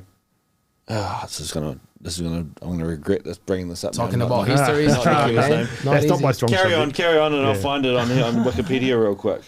Yeah, no, but I'm and I guess you you enjoy the history that goes with all these trips, right? Because you go to a place and then you just expand your mind. Even in the UK, you go to a place like York, and there's these buildings here, and you go, well, how long have they been there for? Or Scotland. We trace a bit of ancestry down while we're in Scotland, and that was just astounding when you go up north of Scotland and what's there, and you can feel it. It sounds really corny, but you can feel the history. Yeah. Did you find the name? Yeah, Khufu was his name. Khufu. Built it over 27 years, I reckon. There you go. Do you have a resource consent? Quicker than a cathedral, that's for sure. Oh, you're not going that old chestnut. And where did you find the most interesting cars? Because I know you're really into cars, Campbell. Oh, anywhere in the world. Russian cars I heard you're really into, right? Love a Lada. Yeah. Car-wise, it's a worldwide thing, isn't it? You go into Europe and see like $1 million Bugatti sitting on the side of the road. You go, wow, that's pretty cool.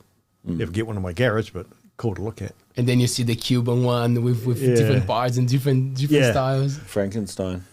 Oh, yeah. But, they're proud of them and they do a great job. Go back to the Cuban people here. Yes. But no, I do love my cars. So, yeah. The oldest one we have is a 64 Mustang. And that was built before Mustangs were released.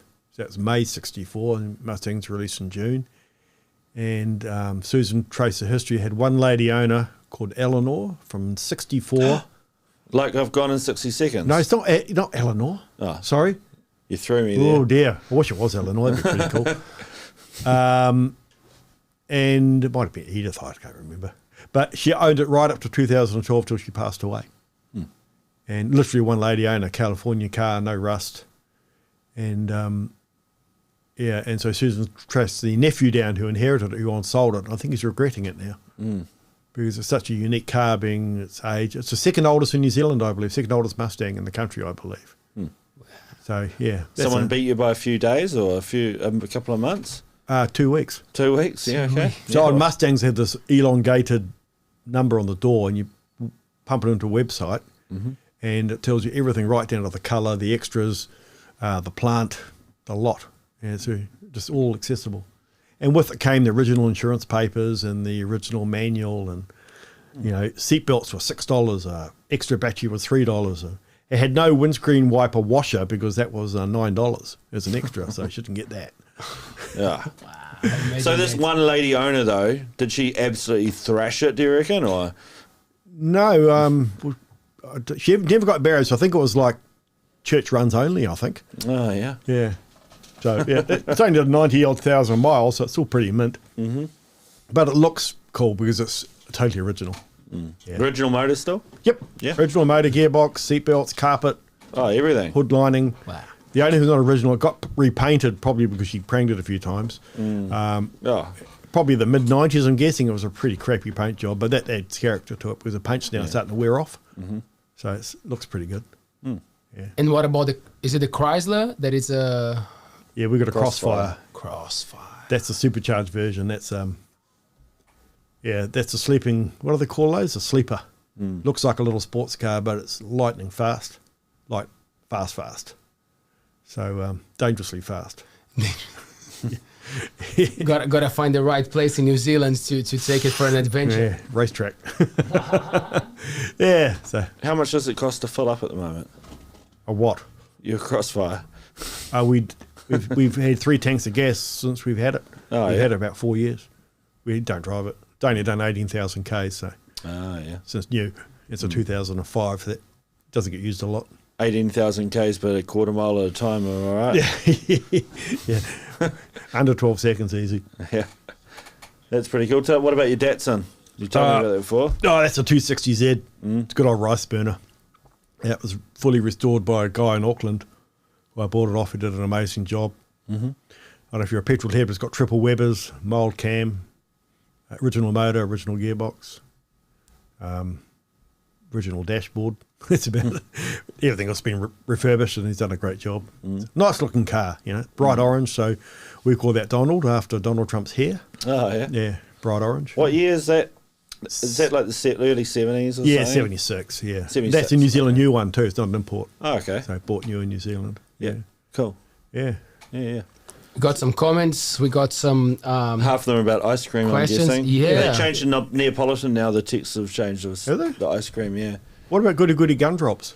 I like Goody Goody Gumdrops, but Yeah. the top one, I got that before I quit ice cream, and the lollies were a little bit funny tasting. I've been eating the cheaper brand actually of Goody Goody Gumdrops. There you go. Get what you pay for. Yeah, I'm more of a chocolate sort of guy though. Sorry. No, you're fine. There's a lot of comments from your family, right? yeah. Which is pretty cool. Sorry. No, they're not. I'm gonna go for the question.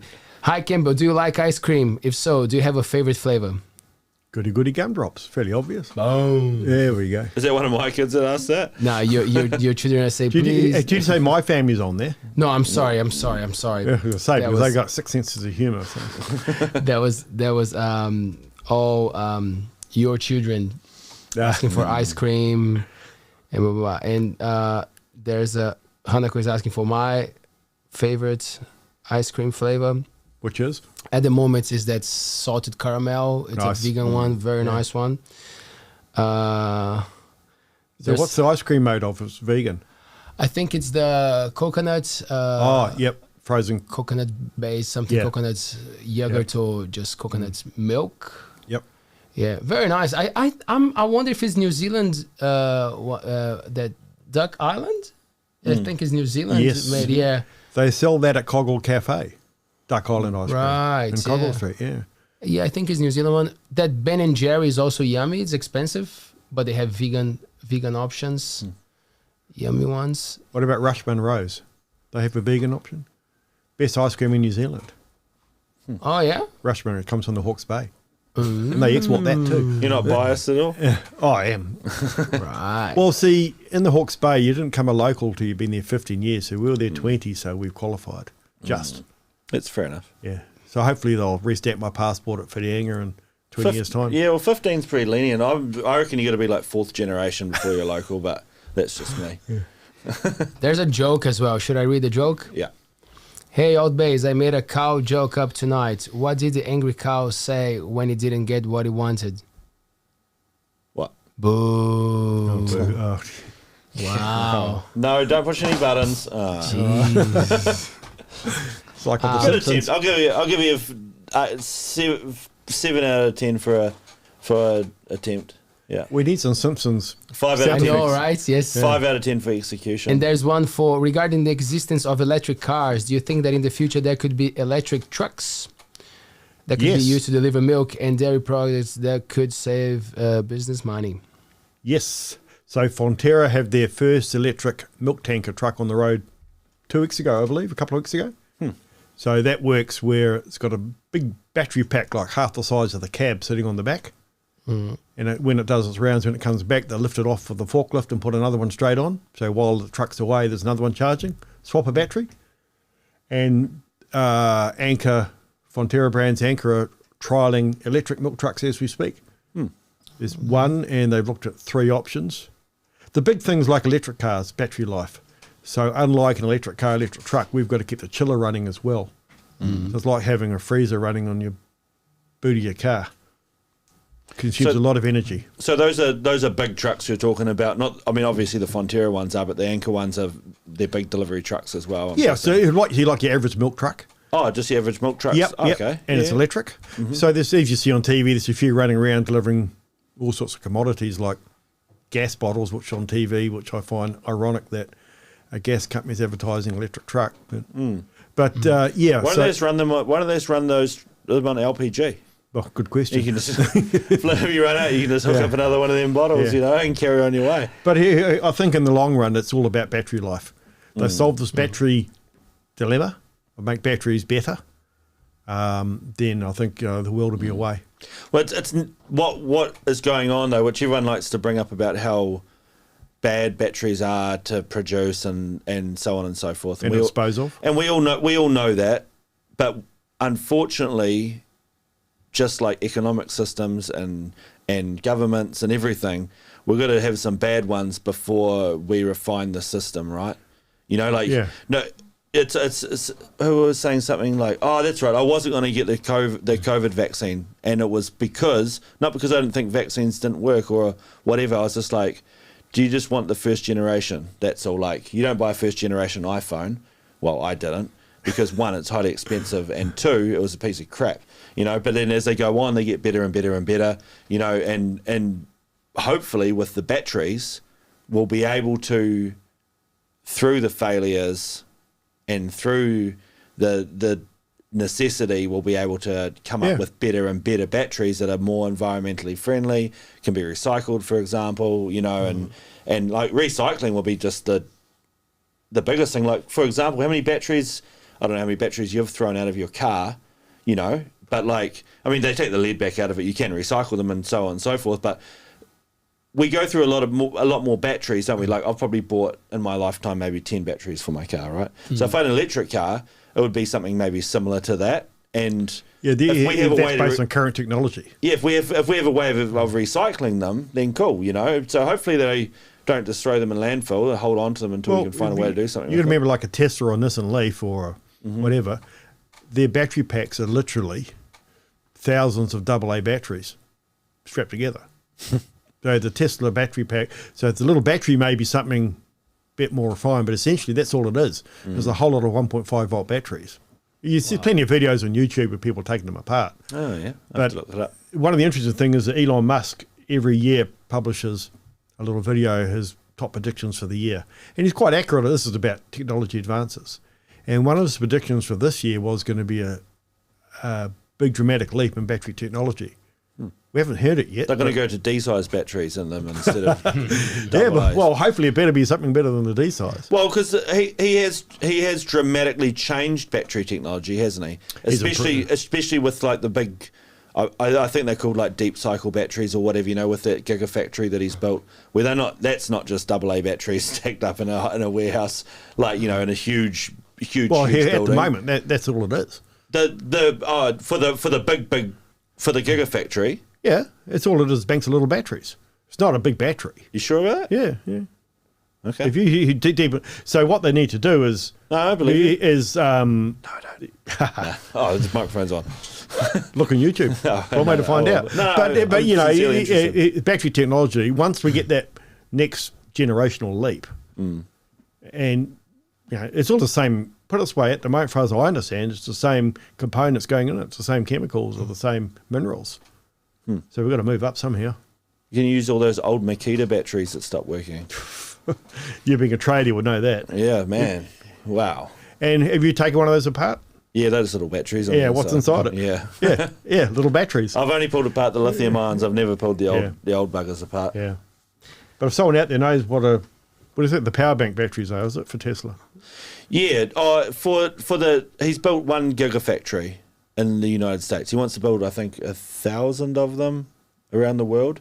There's one in China and there's one in somewhere else. He's going for one in Australia. I haven't looked into them for a while, to be fair. I don't know. He might have built some more by now, for all I know.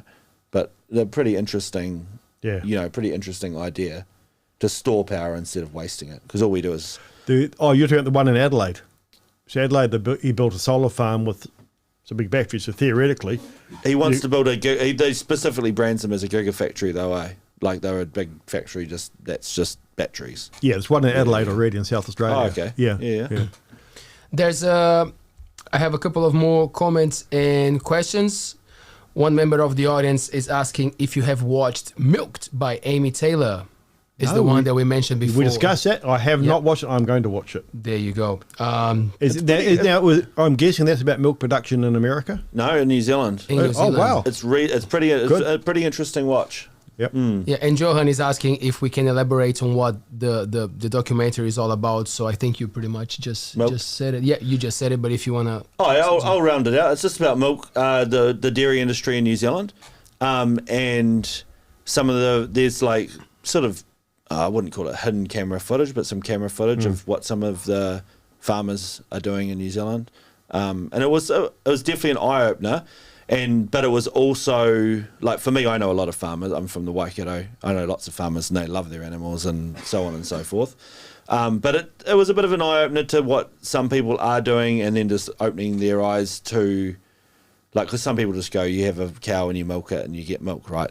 But they sort of go into explaining about, like, bobby calves and things like that, you know, that it's sort of a little bit more of the darker side of the dairy industry, you could call it, I suppose.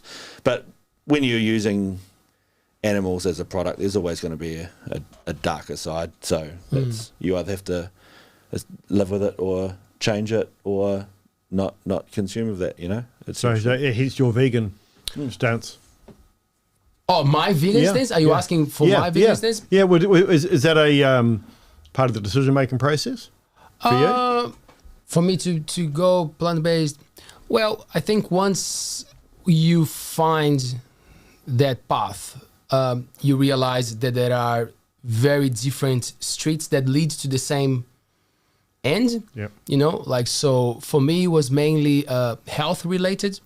I was just looking for a healthier lifestyle. I was in the Coromandel. I was really enjoying all the beauty, the nature, the fresh air. So my diet was already much more focused on fish and veggies and a lot of fresh fruit around here. And then a friend who was going vegan, he was just telling me how, because my fear was diversity, like I was not sure if I could eat as much. And then he opened my eyes. He's like, man, it's actually the opposite. You know, like people who eat meat, they are limited to fish, cow, whatever, pig, you know, chicken, 4 things, you know. And when you're plant-based, you kind of have so many options, but you're just not aware of them.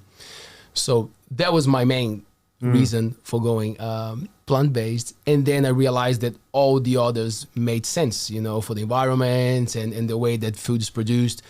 And then just the mass production of food, you know, like for me, it's just kind of like a bit, whoa, wow, is that what we're doing? That's why I appreciate this movie so much, you know, because I know that it's not easy to be, especially most of them are independent filmmakers, to go after big industries, you know, like, so for me, it's always like kudos, you know, like regardless of what side of the story you are. The little guy, you know. It's nice that someone is actually doing that kind of work. You know, like, so for me, it was kind of like things put together and I just feel good about it. In Brazil, there's a big push now for more like plant-based because it's a tropical country. You can grow anything there. So we can grow anything there. But You just like, got to cut the forest down first, that's all. Yeah, and grow, Sorry, mate. and grow soy and feed pigs and send them to other countries anyway. That's worth a watch though, just for the. It's a good film, man. Just for the, especially the Good fact film. just to be, you know, like I always appreciated being raised in a religious sense. I'm not religious per se anymore. It's not Christian, or I wouldn't call myself a Christian.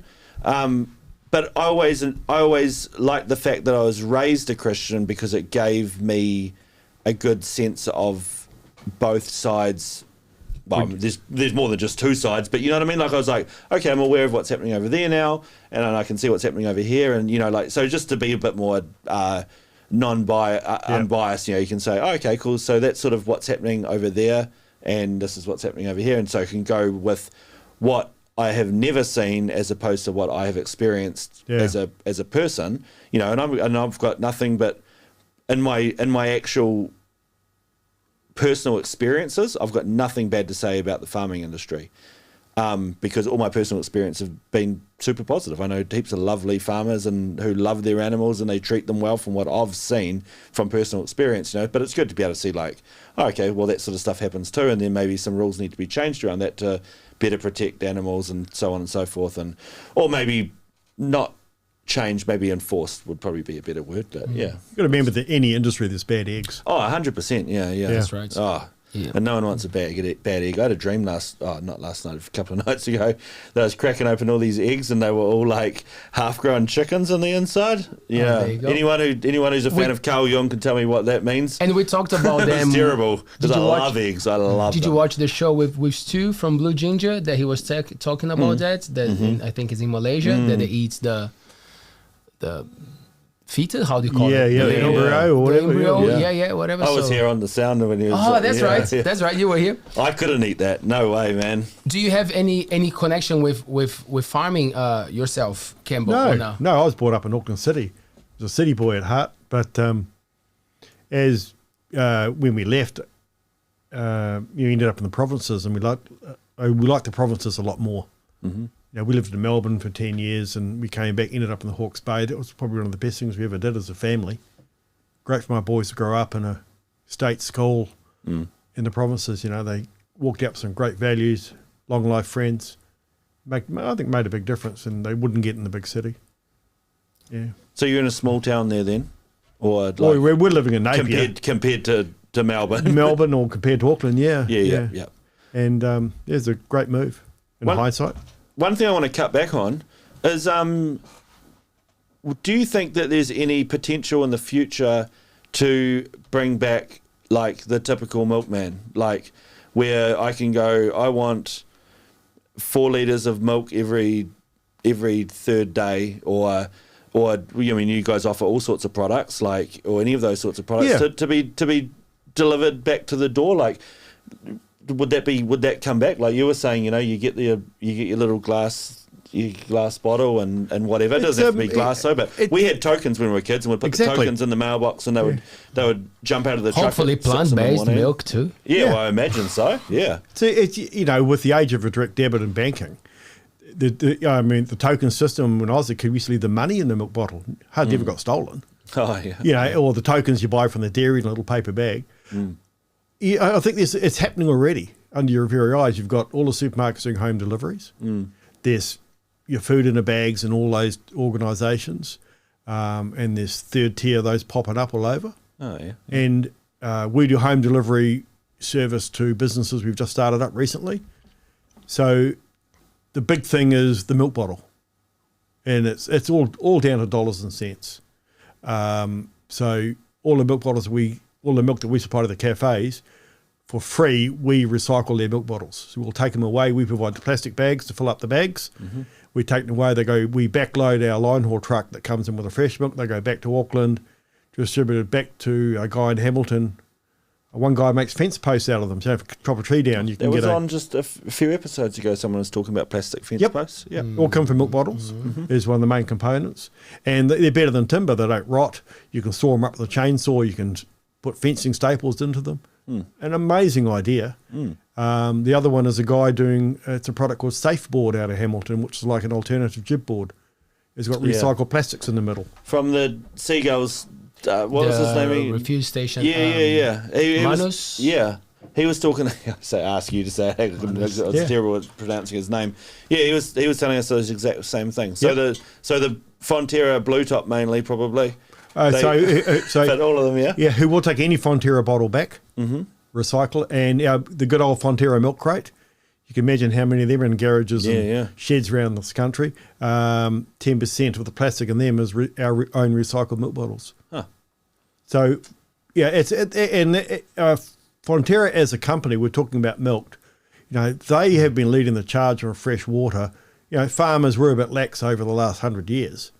And they're well ahead of the media and the do-gooders on getting the waterways cleaner.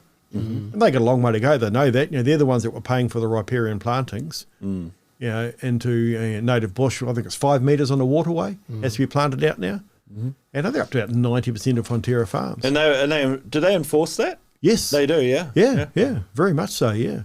Well, there's an element of contamination that it's pushed quite often, right? About like how farming can ruin a lot of it's actually not the farming per se. It's probably, I'm guessing, the fertilisers they're spreading with the high nitrate levels. I'm not an expert on that by any means. Yeah. So if you've got riparian plantings along the waterways within your farm, they act as natural filters and should go a long way to assist that. Get the nitrate levels out of the waterways. Right. So we have diverted. We've got a little bit here, but and people paint farmers as horrible people, but in general environmental, I think they're a lot more switched on. Sustainable farming in general have great leaps forward the last 10 years, and and better farm practices and land compaction and cropping. That's comes from technology. So, for example, when they harvest sweet corn or carrots or anything, most of that stuff when they do the ploughing and the planting and the harvesting is all GPS-controlled tractors down to the centimetre now. So the tractor every season is not running over the same piece of grass. It keeps moving over. So the ground hasn't been compacted down. Therefore, you don't have to plough as much. Therefore, you don't get wind erosion. or they direct drill into, so when they seed a paddock to grow a crop, they're not killing off all the grass now. They're drilling directly into the ground, seed by seed, and the plant is growing up through the existing grass matter. Huh. All these sorts of things are technology. Is that for like maize or for proper Yeah. like eating foods? Yeah. For maize and stuff? Yeah. Oh, yeah. So, it wasn't the squeaky wheel that made that happen. The farmers have made that happen. Yeah, Well, they're normal people too. exactly. Hey, And there's arseholes everywhere, no matter what industry Yeah. you're looking. Like just going back to the Yeah, but Yeah. when you're talking about like all sorts of farmers, like not just Everybody. for Or- yeah. animal farming. Yeah. You're talking about like about arseholes everywhere. no, but I personally aren't fans of. I'm not a fan of any farm myself. Sorry, let me rephrase that. I'm not a fan of any large scale farm. But that's just me. but how are you going to feed the world? That's the dilemma. You've got to feed the masses. Unfortunately, we've created a world where we're forced to feed it, aren't we? Yeah. Through the amount of people we have living in cities. Yeah, and with Essentially. improved farming practices in New Zealand, environmentally sustainable practices, New Zealand is going to become the food bowl of the world. It's becoming that way already. People don't know it. I've seen from Napier Port what's exported. The volumes are just astounding what goes out of there. And I hope- there's 6 other ports doing it. I hope you're right. Like the innovation, the driving innovation is the key, right? Like just like we're talking about with the batteries. Like yes, okay, we've got farming, we've got monoculture farming and things like that, and it's like that's not great, right? But maybe we have to go through quite a shit phase before we can innovate enough to go. Okay, we need to do. I'm sure there's already crop rotation and stuff going on. In the Hawke's Bay, that's just standard stuff. It's been going on for 30 years. And hopefully that'll get better and better and better and better to a point where me personally, I can look at a farm and go, oh, that's pretty cool and that's perfectly fine. I've been from the Waikato, which is big farming land. I'm used to grass as far as the eye can see, literal seas of grass, and it's just like. I've always when I was a young adult, so try to still be a young adult, but I get quite jealous because I'd be like, man, we can't afford to buy houses and we're stuck on this little plot of land and then you've got a farmer who's got 200 acres for his 200 cows, and all he's doing is just feeding his one family and supplying an industry and feeding New Zealand as well, coincidentally. But that's sort of like I was looking at it from those general terms of going, one farmer's got 100 acres or 200 acres or whatever. So I'd be sort of a little bit jealous.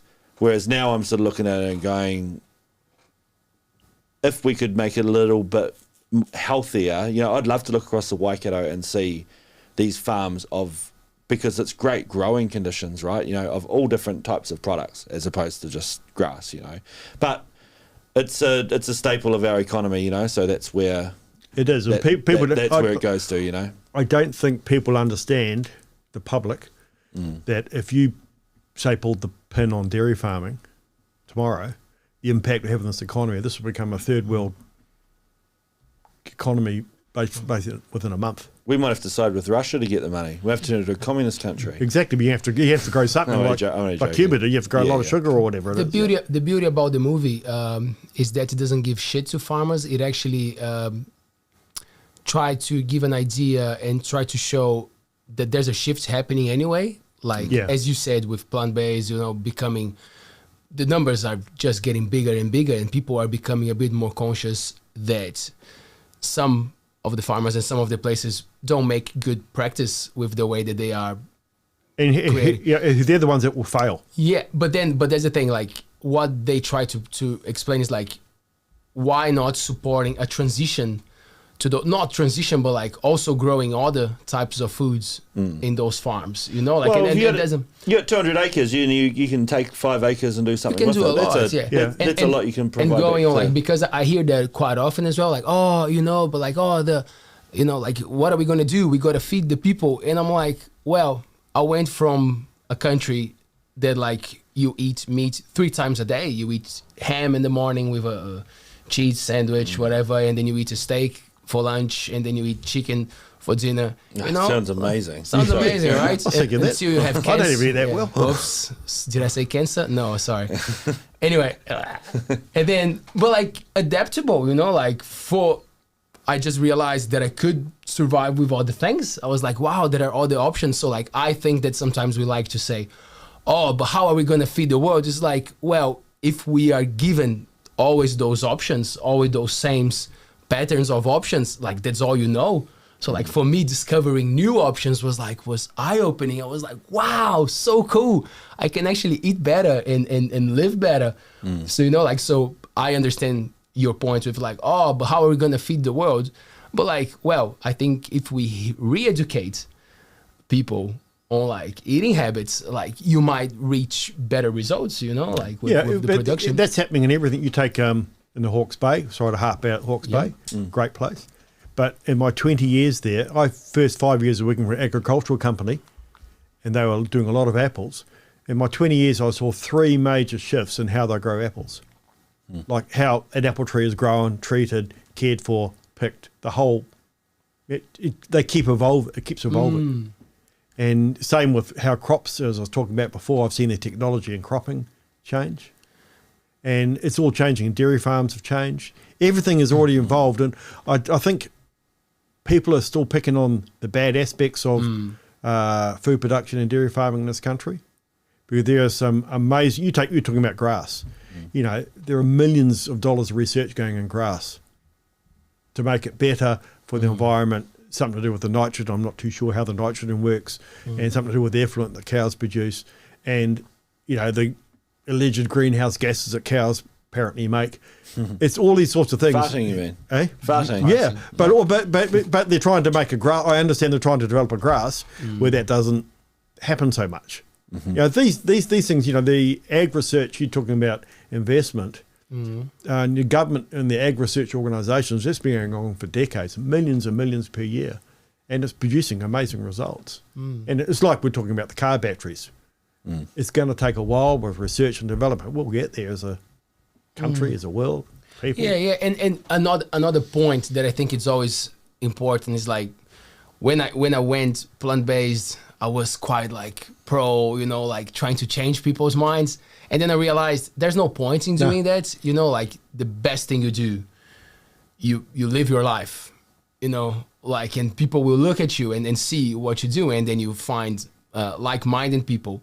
And then like small shifts start to happen. So like nowadays, every time that I see a talk about, the farming, and I'm like, cool, what are the conditions? What are we doing to try to minimize? Because like for me, it's painful to see like animal abuse, you know, like it's something that it came to me. I was like, oh, you know, like the lifespan of the animal and like how shortened it becomes for money reasons. And then they're like, well, there's a shift on that. I like to believe that there's a shift, like you're saying, you know, like as technology evolves, like now they're talking about producing, and the movie says that, like making milk without the cow. Yeah. Which some people will think like it's crazy, but like most of the great ideas, first they're crazy, right? You're like, you know, so like once us or not, technology is moving, like things are happening, you know, like you don't have to stop drinking the milk, but the way that the milk's going to be produced might be different in a few years and we don't even know, you know, like, so I just stopped. I'm like, I want to see where technology is going to take us, you know, like what are the improvements? What's going to happen with a country that relies on that, so not relies, but like live by, you know, like, is that a good way to say it? Well, I'd say the country definitely relies on it monetary wise, you know. Yes. Like, to be fair, you know, we don't rely, well, man, I do love blue top milk, but it's, you know, like we do rely on it monetary wise. It's big for our economy. But yeah. So you don't want that to suddenly disappear, as you said, you know, you don't want the money to just like, hey, buy money, see, like that's important, but like, you know, well, the innovation can hopefully work out well and go. That'll get the farms. They are like from when I was a kid to where they are now. Like I noticed, like the drive from Hamilton to Raglan, you go down the straight Karakiriki Straight, and all the river, when you drive down the straight, the river snakes, it's backwards and forwards and backwards and forwards, it's just bends and bends and bends. So you can see this whole river, like over the kilometre straight, there's probably like 3 kilometres of river or stream that runs next to it. And it's planted out hardcore both sides. And it's all natives, most of it's natives. Yeah. And I remember seeing that when they did it, and I was just like, man, that's mean. Like, that's great. Like, you remember that the farmer, he paid for that out of his own pocket. It wasn't government subsidised. And it was a Fonterra-led initiative. Yeah, and that's great. Like, it's compared to what it was when we were kids, where it was like the piss and the shit, for lack of better words, you know, and the nitrogen fertilizers and stuff like that. They go we're going into the stream and then into the harbours and things like that. And now they're getting they plant a lot of flaxes and stuff like that. So I will give it. It's heading really it is heading in the right direction, but I'm sure there's other stuff that maybe not. But you know, on a positive note, do it. On a positive note, it's really heading there. I think just gotta.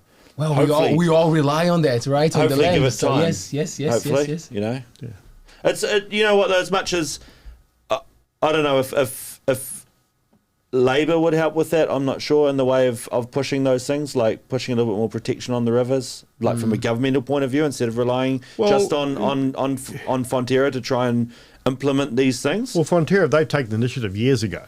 But the thing about it is that other industries haven't, and I don't see anyone picking on them. Yeah, like dry stock and stuff like that, you mean? Or anything to do with waterways, cities and towns. You take here in Whitianga, when it rains, all the stuff on the roads gets washed into the drain and out to sea. Now, what's on that road? Oil and rubber. Heavy metals and all sorts, yeah. You know, where's the upcry about that? It's probably now. You imagine what would wash off in a big city. That's probably more environmentally damaging than 10,000 farms. Well, I think that's a good point. Anyone watching who can come up with an idea to try and save the stuff washing off the roads. Because I saw something on there. It was like years ago. I would be lying if I said I remembered it in any sort of form of detail. But I remember the ceramics coming off the brakes and things being like an issue. Like that was a big issue. It wasn't even so much the rubber and the oil. Like they were really talking about like that ceramic was like a problem. Isn't a lot of brakes? Well, they are now. They used to be made of asbestos. Hey. And I don't know now. Like there's 2 houses in town have been knocked down with asbestos. You've seen the precautions you're taking in demolishing those houses. Yes. Specialist team and all the notes and everything. The one on Cook's Drive, there's literally a guy there today in a hazmat suit with a vacuum cleaner vacuuming the frames of the house out. They've taken everything out and he was now vacuuming the entire framing structure of the house before they knock that down. They'll be like that with Hardy's soon enough too. Yeah. I reckon that'll get banned. So that's Hardy's good. Like compressed cement. It's good that you brought that up. So we're gonna leave it to our audience to recommend people to talk about that, because that would be a great thing for our show to learn more about this. Yes, there's many aspects of the environment we need to pay more attention to. Yes. Yeah. Well, I think climate change. I'm just going to say real or not. Fuck it, whatever, like real or not. If you believe in it or not, you'd be a fool to be like, well, I don't believe in climate change, so forget about trying to protect the environment because we're not really changing it. You know what I mean? Like, I think it's pretty clear, like the microplastics and all that sort of stuff that you're getting in things. And it's like, I think you did right. It's like we got to try and make some changes and make it a little bit better, regardless of what's happening, right? Yeah. Bless you. I don't know, man. I wouldn't go that far. Where's the next place to travel? Where are you going, my friend? Another communist country, I hope. Vietnam. On our hit list is St. Petersburg in Russia. Oh, yeah. That is just to see it. The colours and the big domes. I'd wait a little while. Just yes, but it's still on the list. So maybe the hit list wasn't a good thing. And I've got a good friend of mine from the Hawke's Bay. Yeah. He's my ex-squash coach. Not as a very good squash player by any means, but he had a squash coach, and I really enjoyed the coaching side of it. He lives in Whitehorse in northern Canada. You know where ice road truckers and ice pilots? He lives there. And his Tongan wife lives there too. Oof. And she must be cold. A Tongan lady meeting minus 40 degrees for the first time. Maybe a bit of a... It was, their videos were just classic. So I'd love to go there.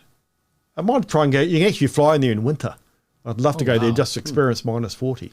That'd be pretty cool. What's the furthest north you've been? North? Scotland. Scotland? Yeah, that was, we went up, I can't remember the name of it now. Right, have you heard of, it's amazing rock formations on the west coast of Scotland, and one of them had to go across on a bus to an island, across on another bus's island, onto a ferry to another island to get to something Fingal's Cave. Hey. Most amazing rock formations. You'd think that the aliens had done it. Oh, right. It looks like a checkerboard. Maybe they did. Well, we've got to ask questions. Yeah. So that was the northest have been. Most southern been is Stewart Island. Oh, yes. Now you've got to go there. So only 5% been. of New Zealanders have been there to Stewart Island. Really? Yeah, you're very low. And again, the people are just outstanding. Like you walk down the road at night, just down from the pub, and there's like a Weka or a Kiwi would walk past you and go, well, g'day. You know, just astounding. Yeah, I've never been to Stewart Island, have you? No? And just out of Half Moon Bay, there's an island called Ulva Island, which is dock protected to the state where the shingle for the tracks has been like decontaminated with steam before they made the track, so there's no seeds or anything in it. And just the wildlife is just astounding. You're walking through this bush in the day and the bird life is just deafening. Totally pristine. I've never been touched by man, so to speak. Wow. That was very impressive. Like you go, wow. You can just imagine what New Zealand was like, 500 years ago or something. Yeah. I'm sure it was amazing. Yeah. I hope you get to take all these places off the list sometime soon. Yeah, same for you. Same for me. Oh, I'd love to go to Stewart Island. Yeah. Man. Yeah. And it's really, really neat. And it's just so, I wouldn't call it a time warp, but it feels like a time warp. But yeah. And you've got to stay at the pub.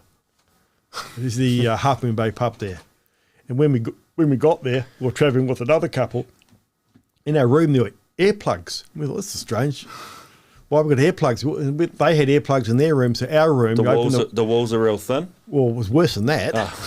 You open the window, there was like the chiller units for the pub right by our window. That's an answer. So we went to our friends and they said, why have you got? And they didn't know. They were right on top of the bar. By 11 o'clock that night, they knew why they needed earplugs. Oh, man. That would be good for you, eh, Brett? Yeah. Being next to the pub. Couldn't think of anything worse. No. Really, it's a great piece of New Zealand. And we actually flew over in this tiny little aeroplane. It was like, I think 2 or 3 hours by boat and like 20 minutes of terrifying flying. So it was about the same price. So we chose the airplane and it was a good idea in the end. Because, what's the stretch of water between Stewart Island and the mainland? Is it Fovo? Might be Fovo Strait. Apparently it's one of the more treacherous ones in the world. I can see why. Yeah, they've had a few accidents down there, like fishing boats. Yeah, there was something I remember. It was quite big. It was a few years ago now. Something happened down there with some fishermen. Yeah, it's pretty bad down there. Yeah, I'd probably fly as well for sure. Yeah. So it was really I was really glad we did it. It was a spur of the moment thing. It wasn't planned. Yeah, it was really neat. Yeah, it is. South Island's beautiful, eh? Yeah.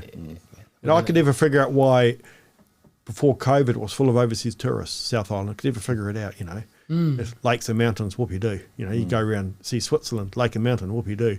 But you go down to the South Island, it's the same lakes and mountains, but the colours are stunning. It's the brightness and the clarity of the colours. You go up to Mount Cook, and I can see why people do it now from overseas, come and see it.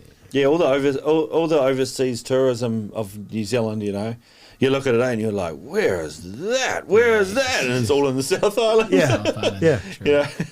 Apart from Cathedral or the Cove. Coromandel. Or the Coromandel, yeah. Like my late mum, her favourite spot was the Sailor's Grave, the little lookout on the main road. Man. You'd love stopping there. Beauty. You see over the Aldermans and down to Slipper Island and Shoe. Good day, you see the Mare Island, I think. Yeah, it's a stunning view there. It's just out of the box. It's a nice little beach down there too. So for our audience watching from overseas, come to visit New Zealand this summer, eh? 100%. Yes. Yep. Coromandel's the place. Hot water beach, unique. Yes. Dig a hole and have a bath in the sand. But keep your bathing togs on. Please. Can be the Coromandel or Raglan, right? Let's be fair. Can't beat Raglan, mate. You got a hot water beach at great Raglan? place. Carfia has one, yeah. Which is 2 harbours down. Oh, I was unaware of that. There you go. It's not like hot water beach though. Like it's not like like you know how that's like nice sand and the beach is beautiful. Like Carfia Harbour's, well, it's a harbour, you know. Yeah. So it's not as beautiful as like looking out at the ocean and things like that. But there's a hot water area there too. Oh, amazing. And funnily enough, it's funny you say that because my dad has got.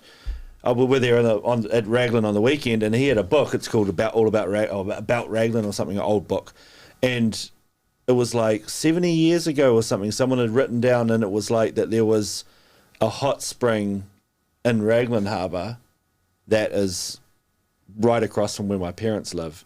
And he's been like walking around in barefoot, like trying to find it, you know, like. But it was like some old, like someone had recorded it like ages ago. But yeah. Well, you could go to Wainera Hot Springs. That's like just out of Raglan. That's but it's no hot water beach either. But There you go. I'm just protecting my. That's good. That's Protecting my good. homeland. Hey, tell me, Expanding the the Lost hub. Spring, when I saw you at the Lost Spring the other day, Yes. is that thermal? The water there. Yeah, it's geothermal. Thermal Yeah. force, yeah. It's pretty good, man. They have a deal for locals. I think I mentioned Yeah. that to you. Yeah, man. You're their number one salesman. Didn't you know Ah. that? You better get a commission from them. Are you listening to this, Alan? I should get a commission from the Lost Spring. Yeah, no, pretty good. 3 times a week, you can go like Fridays, Saturdays, and Sundays on the local pass, which is pretty sweet. They also have like a weekly pass too, eh? Or have they got rid of that? Well, because now they're only opening 3 days a week. That's why you can only go 3 days. But yeah, when they're open, Yeah. I think is sometime September, October. I'm pretty sure you can go every day on that pass. Oh, it's just a winter timetable. Yeah. Okay. Not that busy. I love it in there. It's nice. Campbell, thanks so much, man. Pleasure. That was fun. Good chat. Yeah. Thanks for teaching us some new things. I don't know about that. Yeah. Well, we'll have to do some research on batteries. Yes. Yeah. Oh, well, I actually, Sustainable I want- farming practices. Yeah, I'm going to look that up. Batteries, sustainable farming, and what comes off your car and goes in the ocean. Yeah. Thanks for having the balls to talk about some of the harder to discuss topics too. But that sort of No thing, problems. You got to stand up for what you believe in. Yeah, man, and that's the format of our show. You know, like we like to have conversations. You know, like now that we are making clips and putting parts of the show out there, a lot of people, but this, and I always say, you got to listen to the whole thing. You know, it's a conversation. You know, like we always say, if we're not sure about something, it's my opinion, it's what I think, and we're always open to bring experts, people who are studying the subjects. You know, so as Brett said, I appreciate you coming and bringing your perspective to the show, which is the most important thing for us. Healthy conversation too is where things can be solved, and you know, I mean, we us three ain't solving nothing, but hopefully someone gets inspired to be like, oh, you know what, those people can have a healthy conversation without tearing each other's throats, even though one person doesn't like milk and one person loves milk. You know, it's like we can still talk like reasonable human beings And drink kombucha together. Yeah. Boom. I'll have to bring some wild berry to you. Please do that. I actually love the wild berry. The remedy one. Wild berry is my favourite actually. And I'll put a little plug in for the almighty spring waters we promote. Zero sugar. Boom. Yeah. There you go. So those are flavoured waters, correct? You've got 5 flavours. Yep. Fantastic. So go along with our almighty organic juice made in Tauranga. Made in Tauranga, didn't Yes, know. nice and close. Yep. Nice. Yep. Shout out. Yeah, Shout well, out to maybe them. we'll be able to have a little try, see what that's like. Definitely we'll send some samples If you over. guys want to Yeah. sponsor us as well, Almighty Juice, yeah, man. We'll take it. Lorenzo's the man. I'll give him a Yeah. buzz. Okay, Yeah. we'll bring him to the show to have a chat. Yeah, why not? Actually, they do a diverse range of products. He'd be a good man. Nice. Yeah. We'll All make right. that happen. Cool. Thank you so much for you at home watching us. We're live 3 times a week, every Monday, Wednesday, and Friday at 7 p.m. Subscribe to our channel on YouTube. And we're back on Friday with Mr. Janek Levin. He runs the Abracadabra. It's underground. He runs these amazing underground parties and some awesome raves in New Zealand. He's a visual artist. He does graffitis. Young fella, smart, thinking forward. It's going to be a good chat. I'll see you on Friday. Bye.